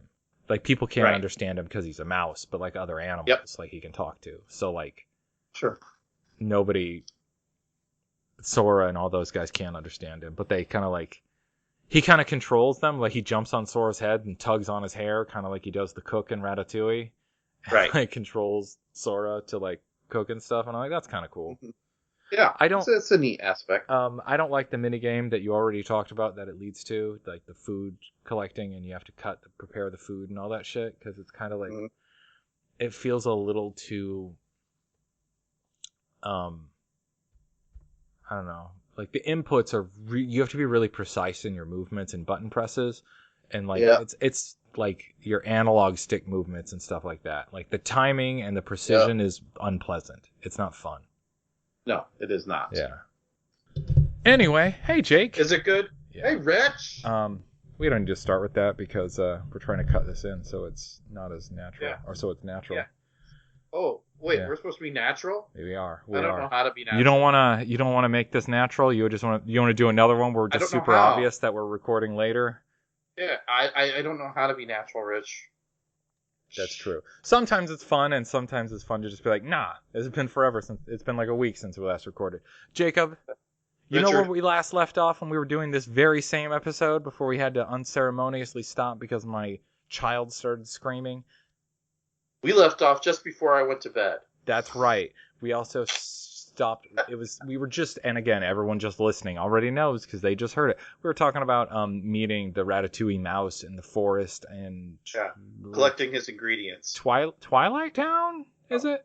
Yeah, Twilight Town. Twilight Town. Okay, so from this point on, the player just fights on through the forest and gets to the mansion, like a boss, which is probably should be familiar to everyone from Kingdom Hearts 2. Yeah, because it looks exactly the same. Yeah, it's that mansion, the mansion in the forest. And when you get there, would you know it, but a couple of jackasses followed you there. Say it ain't so. Yeah. So what do we have going on, Jake? A couple of jackasses. Is that Xemnas and... No, not yet. No, not yet. Okay. A couple of jackasses. Kids. Kids. They're not Pence, Olette, and Hayner are not jackasses. Okay, so we have different opinions. All right, the kids. The kids followed them. The kids followed them. And to be fair, as we very quickly learned, these guys would be completely fucking hopeless if those guys didn't follow them, because apparently none of them know what a goddamn computer is. Yeah, which doesn't surprise me. I'm trying to figure out, like, why are we resorting to it? Well, I guess the whole chain of memories thing is the reason why we're dealing with the whole computer bullshit. So. Yeah, and that they the world from Kingdom Hearts 2 wasn't the real Twilight Town. It was a digital copy. Right. So you're kind of like reconnecting to that shit, and they're gonna. You know what? It's the sort of thing. Care. You know, sometimes in a story they just throw some bullshit at you, and you're just like, you just take it because it's like there's so much hand wavy bullshit that you just kind of are like, all right, whatever. I don't understand most of it, so like, I mean, it's not even understand. It's just like it doesn't have to make sense. It just works within the context. Something like that. Yeah, they're just doing some computer bullshit, and they while you're there, they get a call from your homies. Yeah, the students or whatever that were under Ansem, right? Yeah, the on the gummy phone they call and set up a Yep. network. The Yep. the one with the emo hair. I mean, that's And like all of them. apparently Pence is like really good at being a computer guy, which I can't figure out how, because how many computers are in this town to begin with? I mean, we have no idea. I mean, Yeah. you run into computer shit every once in a while, depending on the world. So it wouldn't surprise me if these people. Well, I mean, how many games that you actually operate, like Final Fantasy or Kingdom Hearts, with this one exception, are you dealing with actually computers? And you can't count Tron. I mean, two Kingdom Hearts 2. I mean, that world. I mean, in Twilight Town, I feel like it's relatively modern-ish. So like, it makes sense that they would have. It would make sense that they would have computers. You know, it's the closest town that you visit in the entirety of the original two Kingdom Hearts that feels close to like the real world, and it's not like the actual real world, but it's probably the closest that anything comes as far as like, you know, how people live. So Sure, Rich. yeah. And in this instance, like, yeah, so I can imagine they probably fucking play games and shit, and they have. I don't doubt kids play games. I just doubt that they're playing video games in this world. No, that's what that's what I mean. I think they probably have like video games and shit in this world. Whatever. Yeah. So anyway, they like he kind of helps work with your homie back at home base. Set up a network. The homie homes. Yeah, I mean, it's, you know, it's just something about reconnecting to the Roxas in your heart, blah blah blah, that sort of thing. Like I don't need to know the details. I just know that's the vague idea what they're getting at. And yeah, Sora they're leaning into Roxas here. Yeah, yes. Sora is bored and falls asleep. Most of the kids go to work, and you leave as well, leaving the one who knows about computers behind. Yep. He's like, just handle the business. I got shit to do. And right outside the mansion, and I think it's really interesting how you only ever see the outside courtyard of the mansion and the basement where the computer shit is. Like, they don't deal with anything inside. Yeah. And this one. And two, you do. It. That's how I know that's the basement. I just think it's funny. It just cuts from the outside directly into the basement. Doesn't even show you go through the door. It's just like, cut, basement. Yeah. So if you've never played any of those other games for some reason and you felt the need to play the third one, you would be like, there is a house. They have levels. You have no context for where within the house this thing is. You're like, is it just the entire thing? Just a tech warehouse that looks like a mansion? Who knows? Doesn't really matter. It's just an interesting observation. Anyway, Ansem and fucking... What was that? That was me hitting a spring on my boom arm from my mic. Way to go! Oh god. Yes, Rich. Anyway, beat the shit out of your mic. Yes, Ansem and Zemnis are hanging outside for you. You're not gonna believe this, Jake. You're not gonna fucking believe this. But they want to talk to you about the darkness. I think they want to suck my dick. I don't know how old Sora is. But based on his behavior, I'm guessing he's wildly underaged. So that is deeply inappropriate, and you should be ashamed of yourself. You fucking pervert. That's me. I'm a fucking pervert. Oh, God. I can't think of any other reason why these two assholes want to talk to me. They got shit to do? You would, I think the only shit they got to do is just, like, be cryptic and follow you around. They got to be villainy, and being villainy is just in this capacity. This is not very villainy to me. This is more. You notice that seems to be kind of the Kingdom Hearts villain thing. We're going to show up. We're going to talk to you cryptically about the darkness, and then we're going to disappear, and annoy the shit out of you. And then sometimes we're going to fight. Sometimes not here, because here you just fight a bunch of darkness things, and even then, like Donald and Mickey are just baffled. But shortly hereafterwards.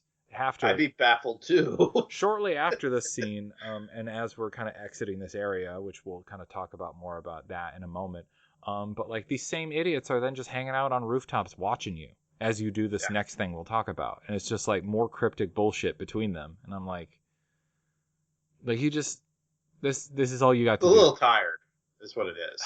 Kinda. A little, not a lot.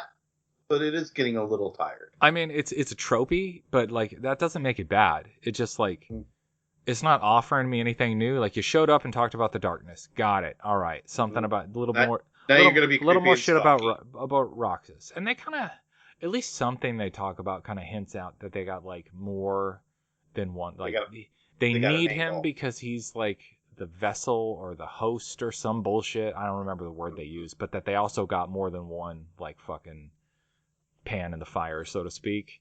Right. So Yeah. like that, I mean, there's some useful storytelling information there. It's just not. Sure. Just it doesn't feel. It kind of feels like you've seen it before. I think is what I'm Yep. getting at. Like I said, it's tired. Yeah. But where they're watching you is like after you deal with them in the courtyard, you run back through the forest, run through the sewer again, get back to Twilight Town, and there you run into. My mom. I don't know what she's doing in this game, but we run into her. I love that we totally reviewed this entire section right before we recorded, and you still have no idea what happened. You run into Scrooge McDuck, who then you find out runs the restaurant that the Ratatouille mouse works at, and this is where you're introduced to the minigame we already discussed before we were rudely interrupted by a screaming child that forced the end of our previous recording that everybody was just listening to a few minutes ago, that we cut all this into right afterwards. Didn't even bother pretending like it's the same recording. That's that fucking long spiel. Yeah, so we already kind of explained the minigame. It's not the cooking minigame, so who gives a shit? And we already discussed that And I've enabled the perfect like cooking portion of it. It's just a matter of doing it now. Yeah. So And we already mentioned that the Xeno twins are watching, and the Xeno twins. The Xeno I twins. like that. We're gonna refer to them as that from this point on. The Xeno twins, and the Xeno twins. And Captain fucking Captain Eye Patch and the Xeno Captain twins. Eye Patch. Xeno twins and Captain Eye Patch. Captain Eye Patch shows up and kind of joins in them, and they're fucking scheming. And then that's kind of that, and you're left to kind of your own devices. They don't really direct you. It's just like you can leave, and lo and behold, there's more places you can go. Say it ain't so, Rich. Now, why you're leaving, I don't know. And what your characters are looking for as to when they go to leave, I also don't know. I got no fucking idea.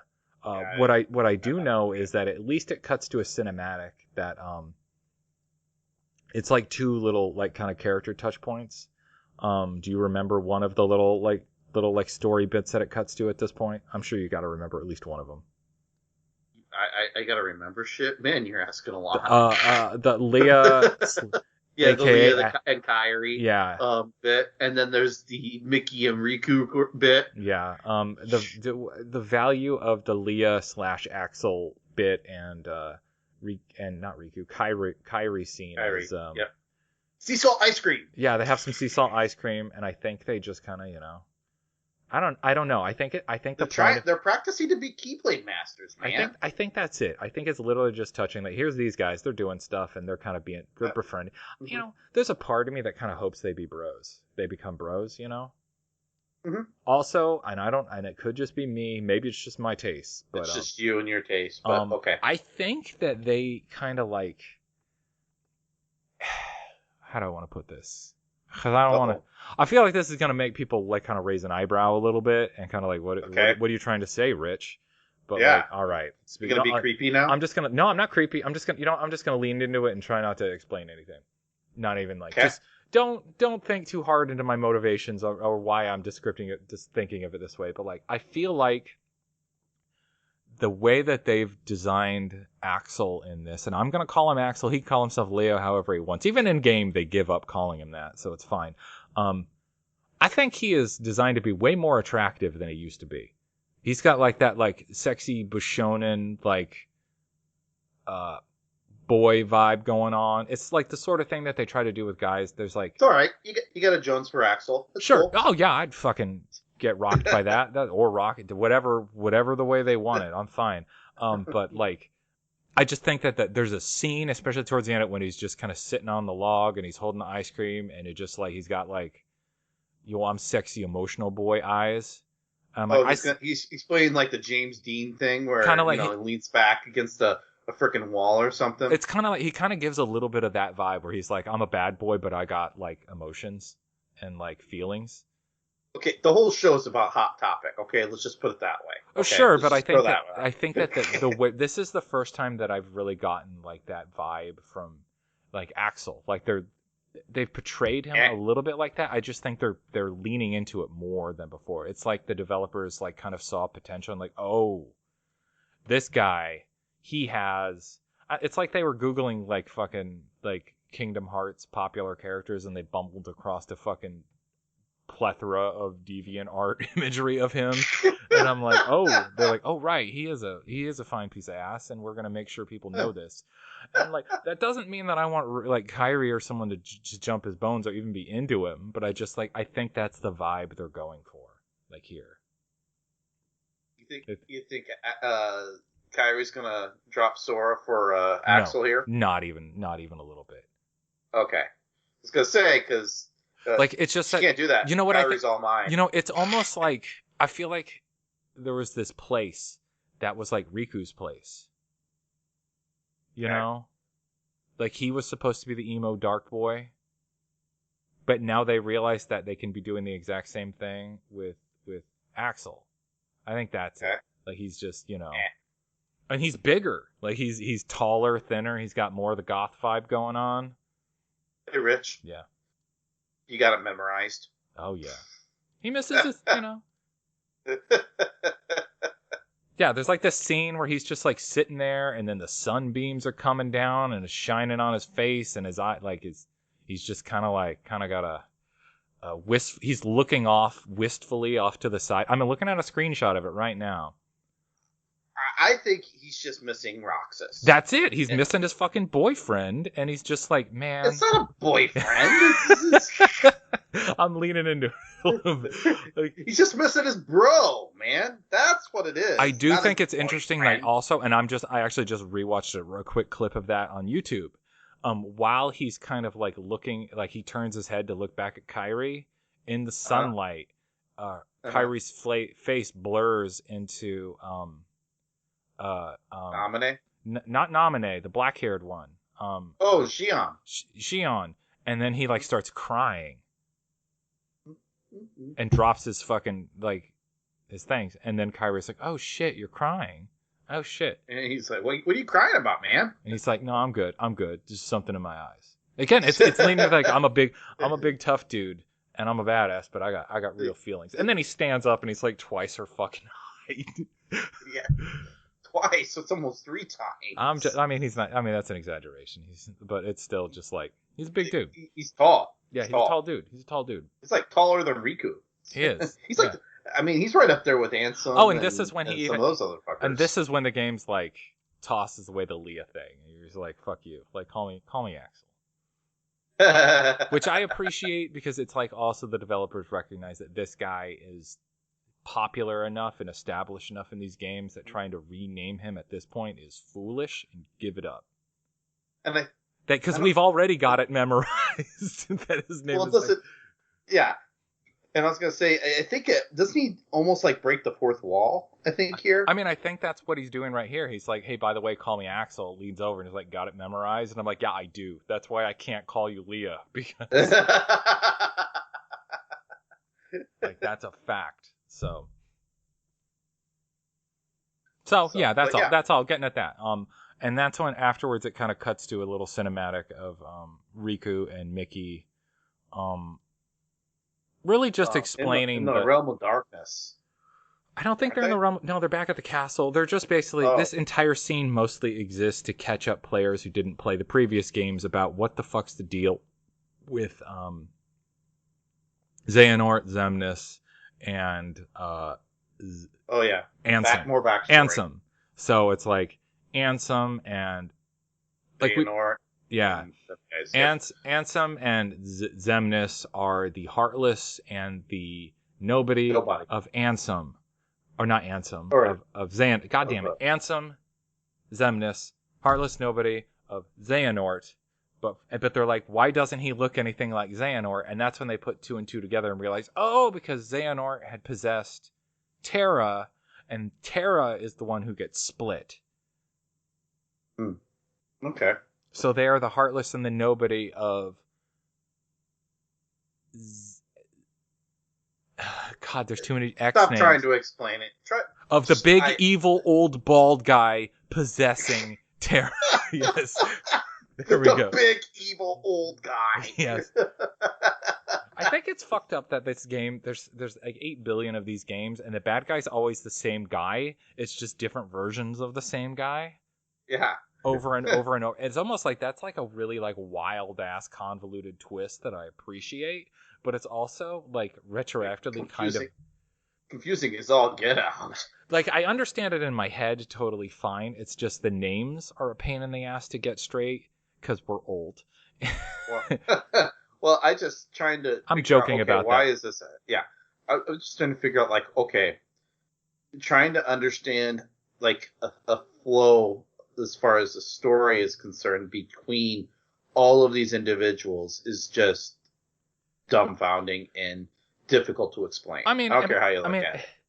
I think if you drew a fucking little like chart, like a Venn diagram, yeah, it would just be like, whatever. Evil guy possesses other guy. Other guy is split into two other guys. How many times can Rich say guys in one paragraph? Villain A possesses character B. So that character becomes AB. That character is then split into character A and character B. No, they're into C, but it's C1 and C2. Parentheses AB.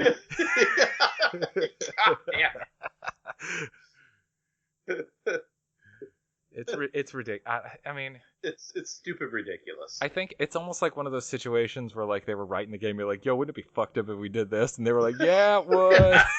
Dude, fucking do it. That's crazy. And then later they did it, and it's like, God, this is a pain in the ass. We can't even decipher it all. What do you expect them to be able to do?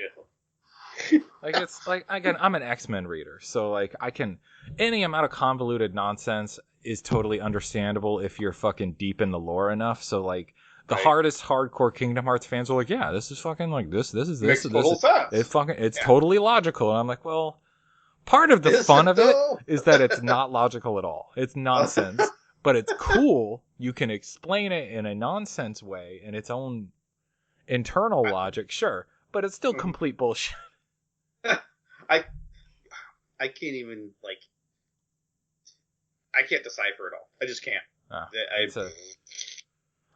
I can understand Metal Gear, which is another one of those like famously convoluted game series. But thankfully, I never got past the original one. That's probably you got past Metal Gear Solid. You didn't get past the original. Yeah. Anything gets convoluted if it goes on long enough. That's kind of and this game at this point, while it says Kingdom Hearts 3, it's not Kingdom Hearts 3. It's like Kingdom Hearts fucking 19. It's a joke. But it's at least like the 8th game in the series or something like that. You got like the original Chain of Memories, 2, Fraction game, the something over something days. 358 by 2. Yeah, that one. Then you got the and that Birth by Sleep. Then you got the Recoded or Coded. Then you got the Dream Drop Distance. That's 7. Then you got the mobile game, which is at least 1. So we're up to 8. We're up to 8 now. Yep. And so if you combine all the mobile bullshit into one, and we're being generous here, this is the 9th game in the series. Oh no! And then the prequel game. No, the prequel one before this. The prequel, the like Forgotten Memory. 2. The 2.5. No, 2.9. Fragmentary Passage. Oh, okay, that's what yeah. So that would be 9 technically. So this is 10. This is the 10th installment. And then they got one after this. It's like what, Chain of Melodies or some shit? Oh, that doesn't count, does it? There's no story in that. That's just a music game. I think there's a story in that. Oh God! I think you know what? I'm gonna Google it really quick just so we can see.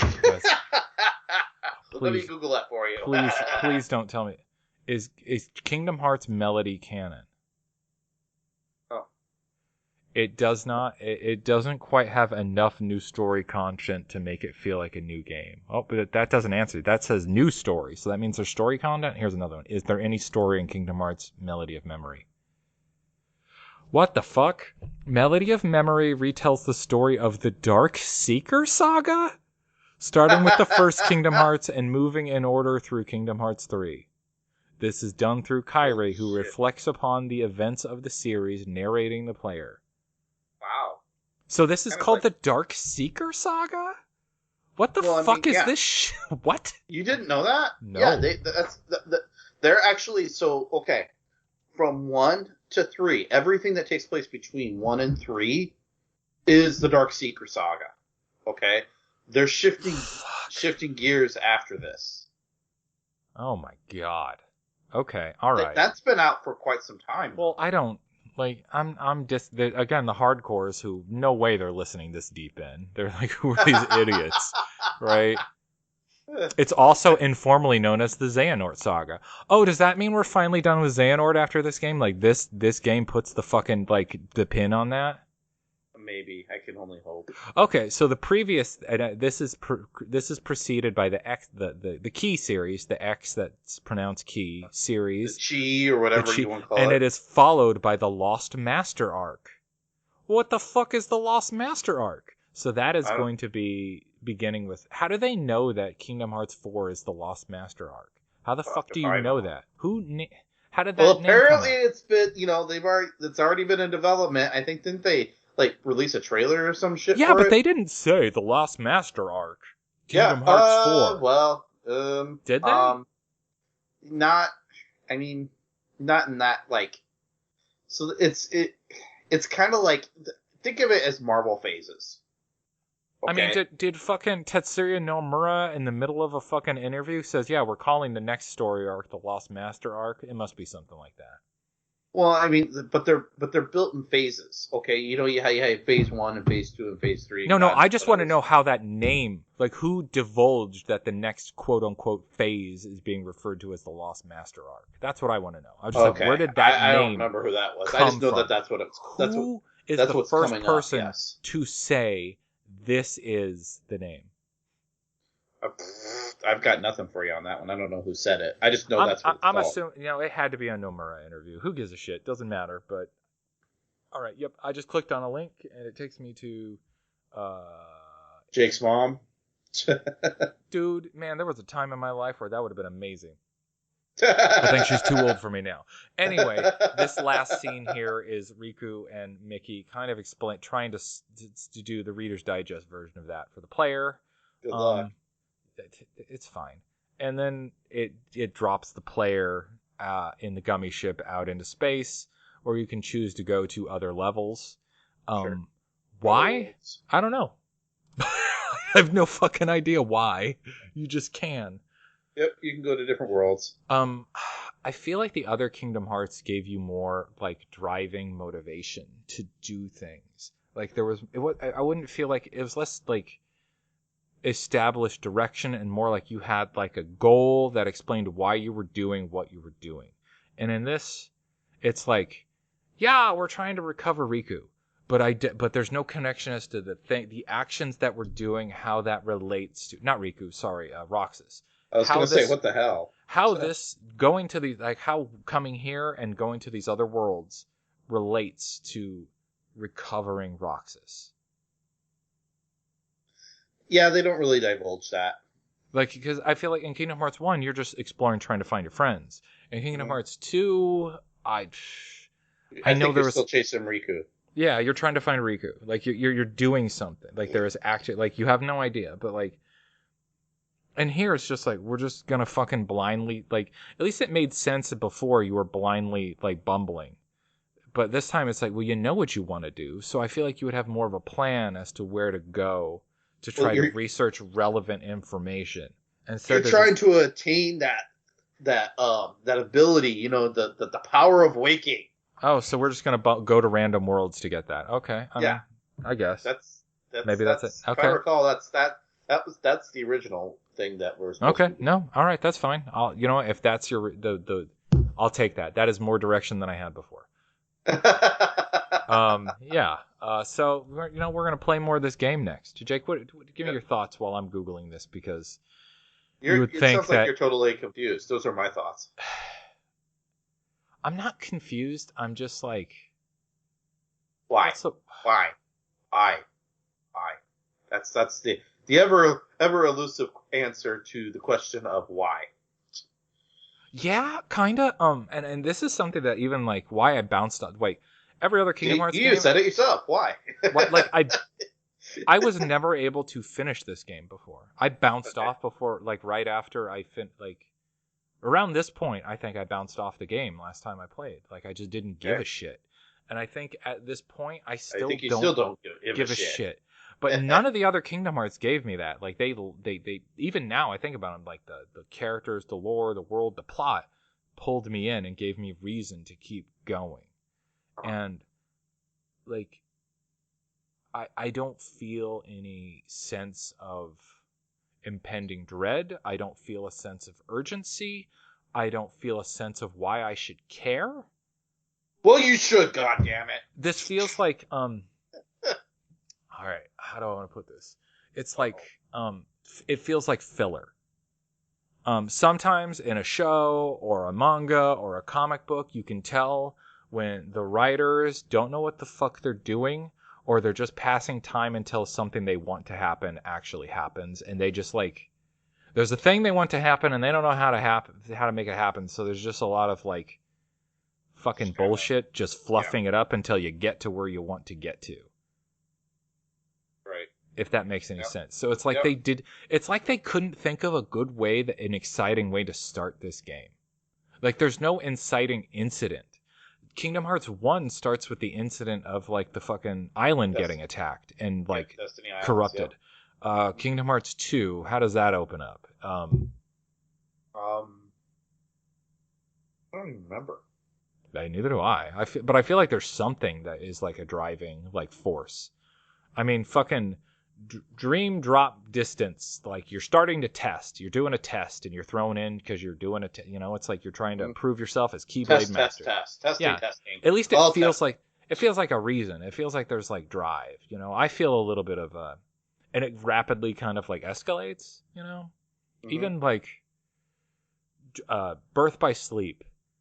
It opens, but you can tell there's some crooked shit going on behind the scenes. Like, and it's like the prequel, so you feel like you can see the cracks forming of like the impending threat from the beginning, like right away. And in this, like, even the main bad guys, like we've seen them a billion times already. They don't feel threatening because we kicked all their asses before. Yep. Like you're not going to believe it. It's the same guys whose asses you've annihilated multiple times, and they got another vague scheme involving the darkness. They're trying to acquire Kingdom Hearts. They're going to somehow harness the darkness using Sora somehow to get power, to get Kingdom Hearts. Well, no shit. You've done that how many times already, and you failed every time? Why am I worried this time? Like, if this game opened with like a fucking, like, they weren't like... The last game like ended with them being like, we need to get ready because shit's about to hit the fan. If this game opened with shit hitting the fan before they were ready, and then they were scrambling because they done goofed. They're not on the offensive here. They're not on the defensive here. They're on the fuck around till we find out right now. And like, so that it needs to open with a bang, with urgency, and there's none. It's just like, I don't know. Sora forgot how to kick ass, so I guess you should probably learn how to do that. Go learn to kick ass. And Sora has no sense of urgency. He's like, man, it's a bummer that I'm not good at things anymore. And all of his friends and I don't know how to be good at things anymore. And all of his other friends are like, man, I guess you're not good at things anymore. We should treat you like a child. Meanwhile, Riku and Mickey are off to the side doing things that appear like they might be interesting, but you don't really know because they're not giving you a lot of it. It feels like they're doing the real shit. Right? And you're just fucking around. Yeah. So like, I don't know. Like if this game opened with like the Organization 13 attacking, like it is even about like this game could literally be like, you know what? We're not even about Kingdom Hearts anymore. We've lost it. We can't get it anymore. It's out of our reach. But you know what we can get? Revenge. So we're gonna wipe out the Keyblade Masters once and for all. It's like, Revenge of the Sith. That they're like, you know what? Let's just kill all the Jedi. Let's just wipe them out, And the game could open with them just like fucking all out assault. Everybody's scattered.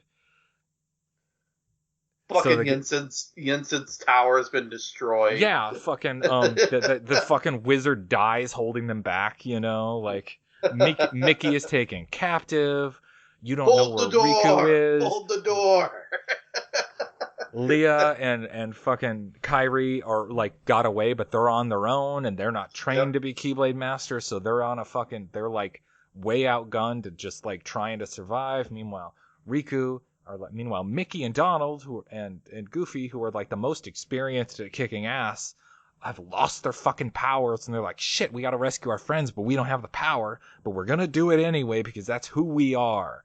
And so, like, you know, like you could even have like Mickey's captured, fucking Riku got thrown into the land of darkness, and now he's a prisoner. And so you're like, oh shit, we gotta get to the land of darkness and rescue Mickey. But first, we need to find Axel and Kyrie before their asses are murdered because they can't cover their own asses because they don't know how yet. Is Mickey still alive? We don't fucking know. Right. Like, you know, show cutscenes going back to fucking, like, Mickey's castle, and it's fucking, like, a new fortress for Organization XIII. They're using or just sits there in ruin, one of the two. Oh, yeah, one of the... Oh, you show Jensen's tower in ruin. They've made Mickey's castle, like, it's like a statement of purpose. Like, we now made this our force. Like, who are our servants? All of your servants. Like, fucking Mickey's fucking... Like, Minnie Mouse is their fucking handmaid. She's in chains. Daisy's like, I don't know what Daisy would be. Daisy's fucked. She's turned to stone or some wild. No, there's crucified out front of the castle. Or even something. Worse, they've turned Daisy into a fucking heartless. Meanwhile, Pluto is hiding. Like you see in this his from doghouse that's like 2 miles away. You see this from the perspective of Pluto, who we turned out is actually super capable, who's like hiding and like sneaking around and like trying to do something, but he's way outgunned. He can't do it himself, and so he escapes to try to go get help. So later on in the game, he'll catch up to you, and you'll be like, "Oh shit, we gotta go rescue those guys." Like that would give you the sense of fucking urgency. And shit has gone bad. We gotta fix things. Like. Instead of this, just like shop is just in ruins. Oh yeah, there is no gummy ship anymore. Yeah, you gotta find out a way to do it. Yeah, in fact, your gummy ship gets blown up. You get to steal somebody's. Like the episode of fucking Mandalorian where the ship gets blown up. Like one of the escapes when everything goes shit. They try to escape to the gummy ship and then run into it, and then it gets fucking blown up in front of them, and they're like, shit. Son of a bitch. And that's when they get separated because, like, Kyrie and, like, oh, wouldn't that be crazier if, like, Kyrie and fucking, like, Axel got on it and then it exploded, and so they think they're dead too, but they really just got blown safe. Like, oh my god, that would be crazy. And so you guys jump through a fucking portal and you're stranded in fucking, like, Olympus. You end up in Olympus when shit is hitting the fan in Olympus, and so you're like, fucking hell. Like, who can take down Zeus? It's like you're already in deep shit because like your shit just got hit to fire. Turns out the organization fucking made a deal with all the villains of all the Disney worlds, so everybody's striking at the same fucking time. So there's nowhere safe. So now you gotta help defeat Hades, so you can recruit Hercules on your side, so he can help you defeat fucking Organization XIII. You need to go to Lion King Land because Scar's taken over, so you gotta help him. No, we're excluding the Pride Lands. I am not playing as fucking Sora Cub again. But that's the plan. Like now you're going to all the Disney worlds because you at least have allies there. You need to build a new army. Yep. So you need to help them defeat their villains so that they can help you. And in the process, you'll, build a new gummy ship, finding random fucking gummies in every, on like the first world you're on. Like on Olympus, you find like enough gummies to build like this barely functional shitty gummy ship that barely gets to the next. But each place you get to, you find enough gummies to make a better ship. Like it's barely a fucking lifeboat after this, but it'll at least make it to Toy Story World, which will then, like... Gotcha. Like, they could have done, like... And I'm not saying my story is, like, better, but I feel like that gives you a sense of urgency, a sense of, like, motivation, because I got none. And that's, right.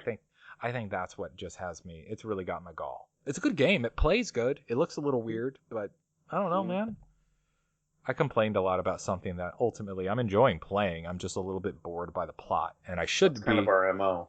You know, the crazy thing is when I finished the previous Kingdom Hearts games and got the full scope of the plot, I was like, this is nuts. Kingdom Hearts 3 has to be off the fucking chain. I was stoked. I had to take a little bit of a break because I had other things to do, like other games to play, you know, life to live, kids to raise. But when I got to it and I started, I could not believe how unenthusiastic the game is about itself. Almost. Well, I mean, it's gonna. They even like set it up like Yen said, like shit's gonna hit the fan, motherfucker. And then this game opens up and it's like, yeah, shit's gonna hit the fan, but also you're a weak bitch. Fix that. Like you don't just.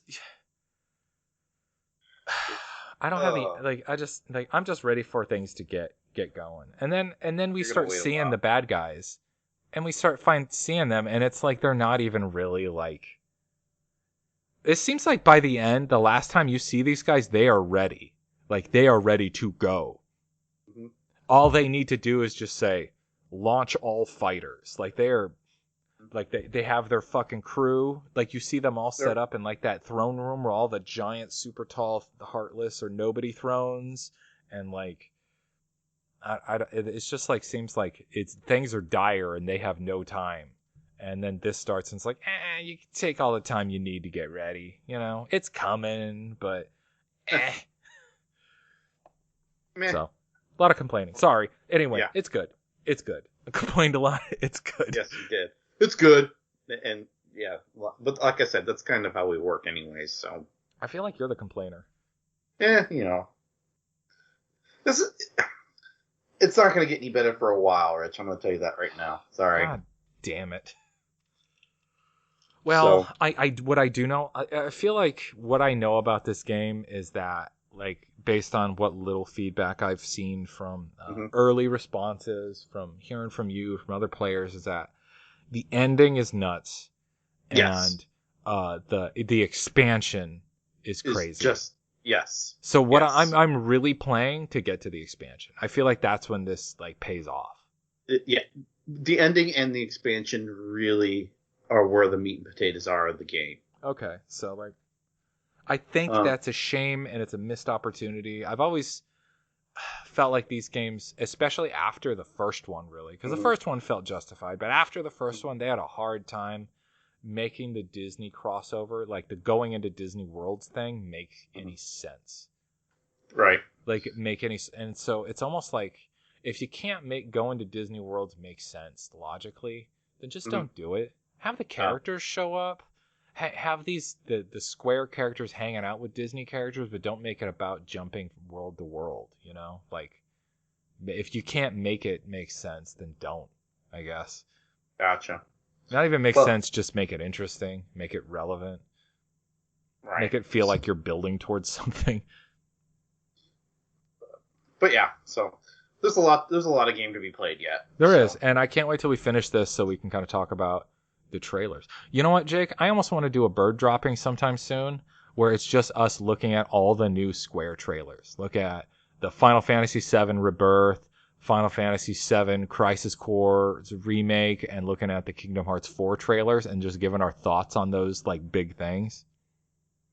That might be fun. Anyway, that just came to mind. Jacob, I got nothing else to say about this game. We're going to play to fucking... What should we play to? I don't know. I literally was worlds now. I was supposed to be looking that up, and then I got distracted by complaining about how bored I am. Oh, fucking hell. That is a shame. Here, I got an FAQ. All right, here's what we're going to do. We're going to do the toy box. Yes. That's we're going to do... I would hope that we would do the toy box. Yeah, we're going to do Toy Story. We're going to do Tangled. Yeah, let's I'm do. Expecting that one too. You go to Monsters Inc., right? Eventually, yes. I don't remember. I think Monsters Inc. is out. It becomes available afterwards. I think Monstropolis. Yeah, Monstropolis. Yeah. Okay, yeah. So we'll do that, and I think you got to return to Olympus. So we'll do that. So yeah, Okay. Yeah. Okay. Yeah, let's do that. You want to do that? Yeah, let's do that. So once again, Okay. do Toy We'll Story, do that. Tangled, Monsters Inc., and Return to Olympus. Yes. Return to Olympus. Return to Olympus. Like a champ. Wow. So I'm looking at this Uh-oh. because I'm unfamiliar with this, like the worlds in this game. Yep. Also, I've never seen Monsters Inc., so that's gonna have like no impact on me whatsoever. It's not bad. What's Arendelle? Arendelle is going to be Frozen. Oh, okay. I've seen half of Frozen. I've seen like the back. I've seen at least the last 30 minutes of Frozen because my kids like it. Sure. I know we go back to the Caribbean. Yep. Pirates of the Caribbean. San Francisco? That is Big Hero 6. I've seen Big Hero 6 once and I thought it kicked ass, so I'm okay with that. Mm-hmm. Is that all the games? The Disney worlds in this? Is that Maybe. I'm trying to think if there's more or not. I can't remember. Are you fucking kidding me? I think there's 3 each round, and no, there's not. There's 3 and 3. There's 100. There's 100 Acre Woods in there too. Wow. Yeah, Wow. There. That's nuts. But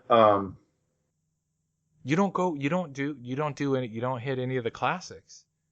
No, not really. That's good. Honestly, I'll be honest. But despite all my bitching before about do you returning, really want to visit Alice in Wonderland again? No, I don't want to go back to. There was a part of me that was dreading. Agrabah? Oh, God, no! I don't want to go back to any of those places again. And so to see, I mean, you're going back to the Caribbean again, which I'm like, God, Atlantica, damn. no. But I'm like, I don't want to go back to the fucking Caribbean. God damn it. Well, you don't want to do Pirates? No, I don't want to do Pirates. I didn't like Pirates the first time around, so Okay. I'm not too keen on the second. Okay, but the other ones I'm at least interested in seeing because it'll be different, I would have liked Neverland again, because I did enjoy that one. I don't want to go back to anything you've done before. I don't want to go back to. I wish you didn't open with Olympus. Really? I don't give a shit. Such hatred. It's not hatred. I just don't give a shit.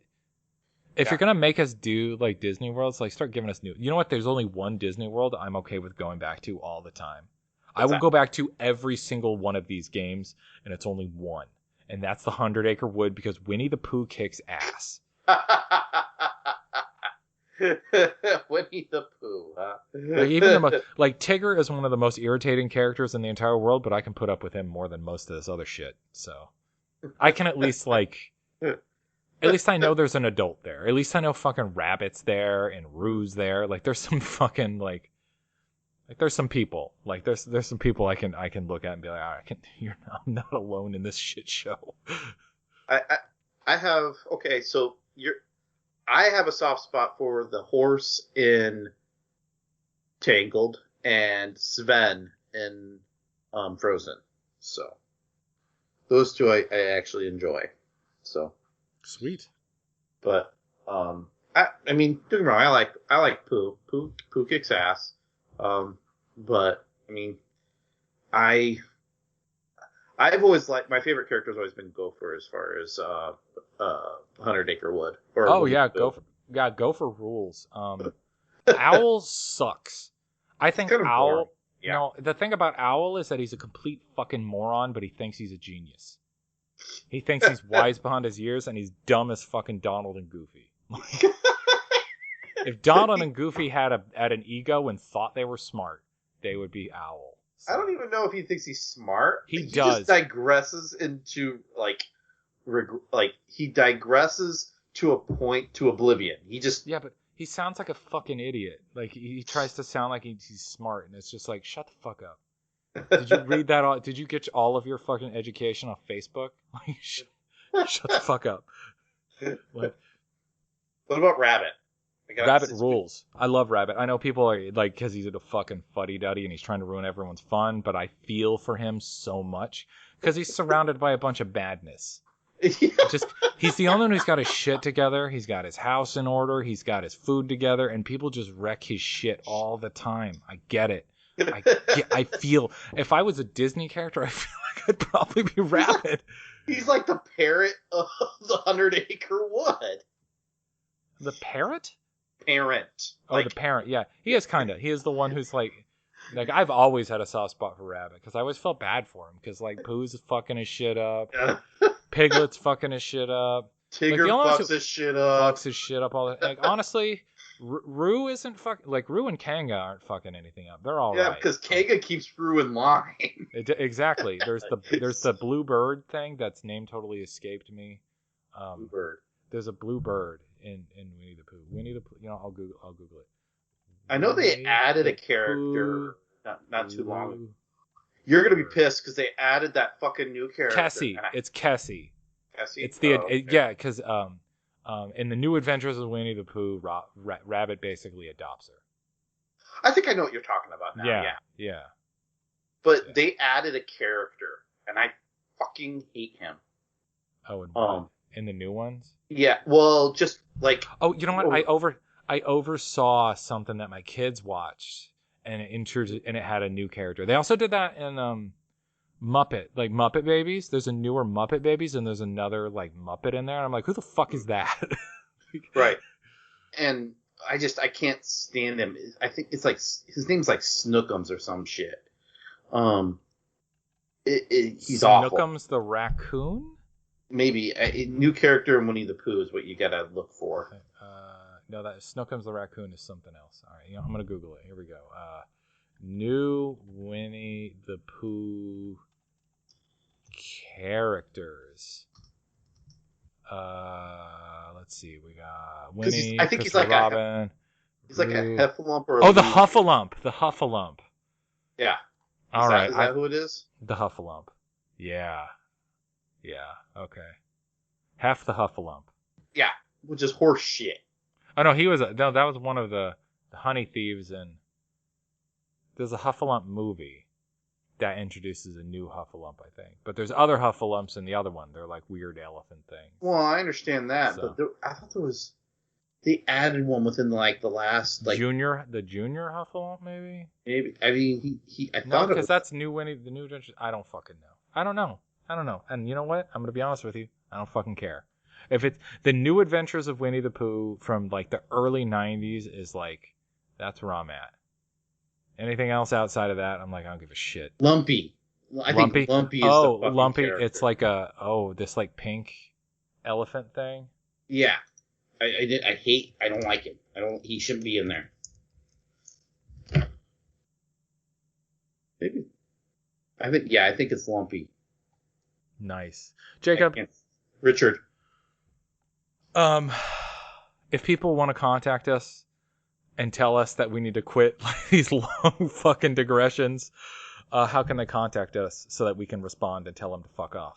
damnchocobo@gmail.com. Or at Damn Chocobo on the various social media sites. If you feel like leaving a review on iTunes and telling us that we're really terrible at our jobs, I would give you the advice that I'm actually quite good at my job. It's podcasting, which I don't make any money for, that I'm terrible at. Yeah, me too. Same here. Yeah. Hey, but at the same time, if you feel like giving us a review on whatever your source is, please do, man, Yes. Just make us sound good, Yeah. We have a reputation as the best of the worst, holding the bottom of the barrel. Like we're holding the line at the bottom of the barrel of Final Fantasy podcast quite firmly. Right. So, we're good at that. Yeah, we're the pros. So otherwise, I got nothing else, dudes. I'm looking forward to playing more of this and hopefully getting some shit that excites me. And until then, Rich needs some excitement. Hook him up. Yeah. Otherwise, I'm just gonna start looking up some Axel fan art. Fuck off, all y'all. Bist du traurig, so wie ich? Dir laufen Tränen vom Gesicht. Komm zu uns und reih dich ein. Wir wollen zusammen traurig sein. Komm mit. Komm mit.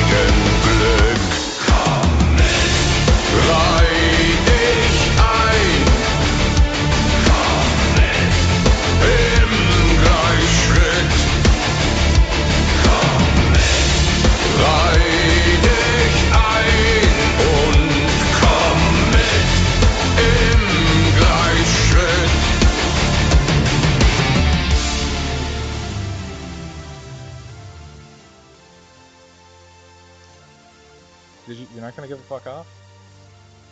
I was laughing my ass off when he said it. Jacob, do you have a dedication for this episode? Trying to think if I do or not. I'm dedicating it to the writer.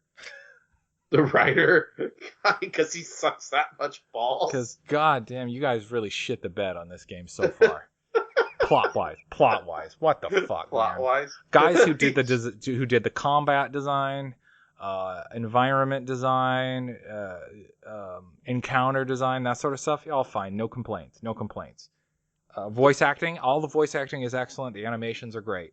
It's just the plot, stitching it all together and giving you reasons to do stuff is just lacking. So, to that person, I wave I give him a strong wag of the finger. You do better next time. You done goofed. Yeah. Do better next time. Yeah, we'll see. I don't think. How's he supposed to do better next time? With the next game? Yeah, exactly. Okay. I mean, they actually, from the sounds of it, they did. They did with the DLC. So we're all good, I guess. See that? Fucker. Let's start out with how did you phrase them? The twin X's? What is it? What is it? The X twins? Yeah, the X twins. The X twins. It's dedicated to the X twins. Yeah. Way to be main villains in previous games and come into this to be like vaguely threatening, but kind of not at all. Yes. I don't even know why they're having a conversation. I mean, just why?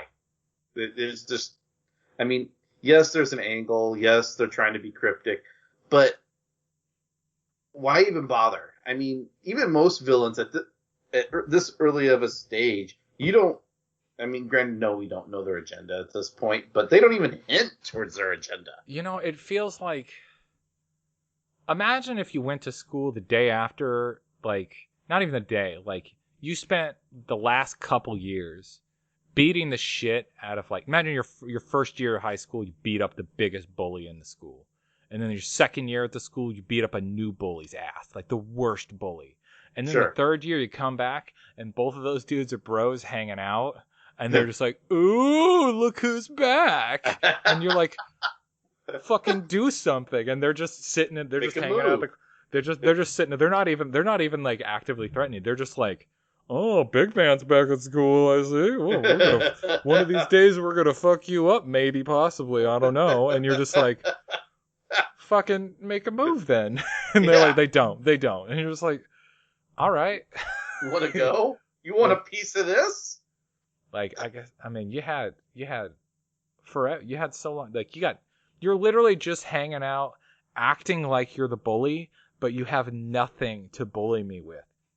Because I've annihilated you. You are nothing. Yeah. So I don't know. Yeah, fuck them. They're just annoying as hell. Yeah. And they just need to come up with something. Yeah, just stop. Is what they need. I stop. Guess. So, but yeah. I don't know, man. How badly do you have to? They have they haven't come back with more teeth, Right. Maybe come up with a new, maybe bulk up a little bit, If they showed up with a new threatening outfit and did something, you're just like, holy shit, when did you get that powerful, Or a new big ass swords. fucking sword. Yeah, I was gonna say a big ass fucking sword. Something. You need to show up and show me that you're different. Right. Because right now you just showed up the same as the guy whose ass I wrecked. So I don't even Yeah. Now you're hanging out, I guess. Cool. I'm glad you have a friend now. It's a bullies club now. Yeah. No, it's the losers club. It's the losers club. Yeah. That's their new name. We can't beat Sora, so they're not the X club. They're not the X twins. They're the losers club. That's what Organization XIII is now. Wow. Just wow. Seriously, can you fucking imagine? Oh. Could you imagine after fucking, Iron Man 1 and Iron Man 2 if Iron Man 3 featured the villains from Iron Man 1 and 2 coming back to be like, ooh, what are you gonna do now? And you'd be like, probably just beat you up again. Like, ooh. Like you haven't done that before. Like, yeah. Actually, yeah. That's exactly the point. Oh. Yeah, like, oh, we got a big dangerous friend with us. So who's that? It's a kid version of us. Like, oh no, a 10-year-old. Shit. Oh, Whatever are we gonna do? I don't know, Rich. Yeah. Think we could take him? I'm really scared. Oh no. Oh god. Oh, I'm really just fucking shitting my trousers in anticipation. All right, man. On that note, I got nothing else. I hope you guys have a good time. Yep. Take care. Take it. Bye.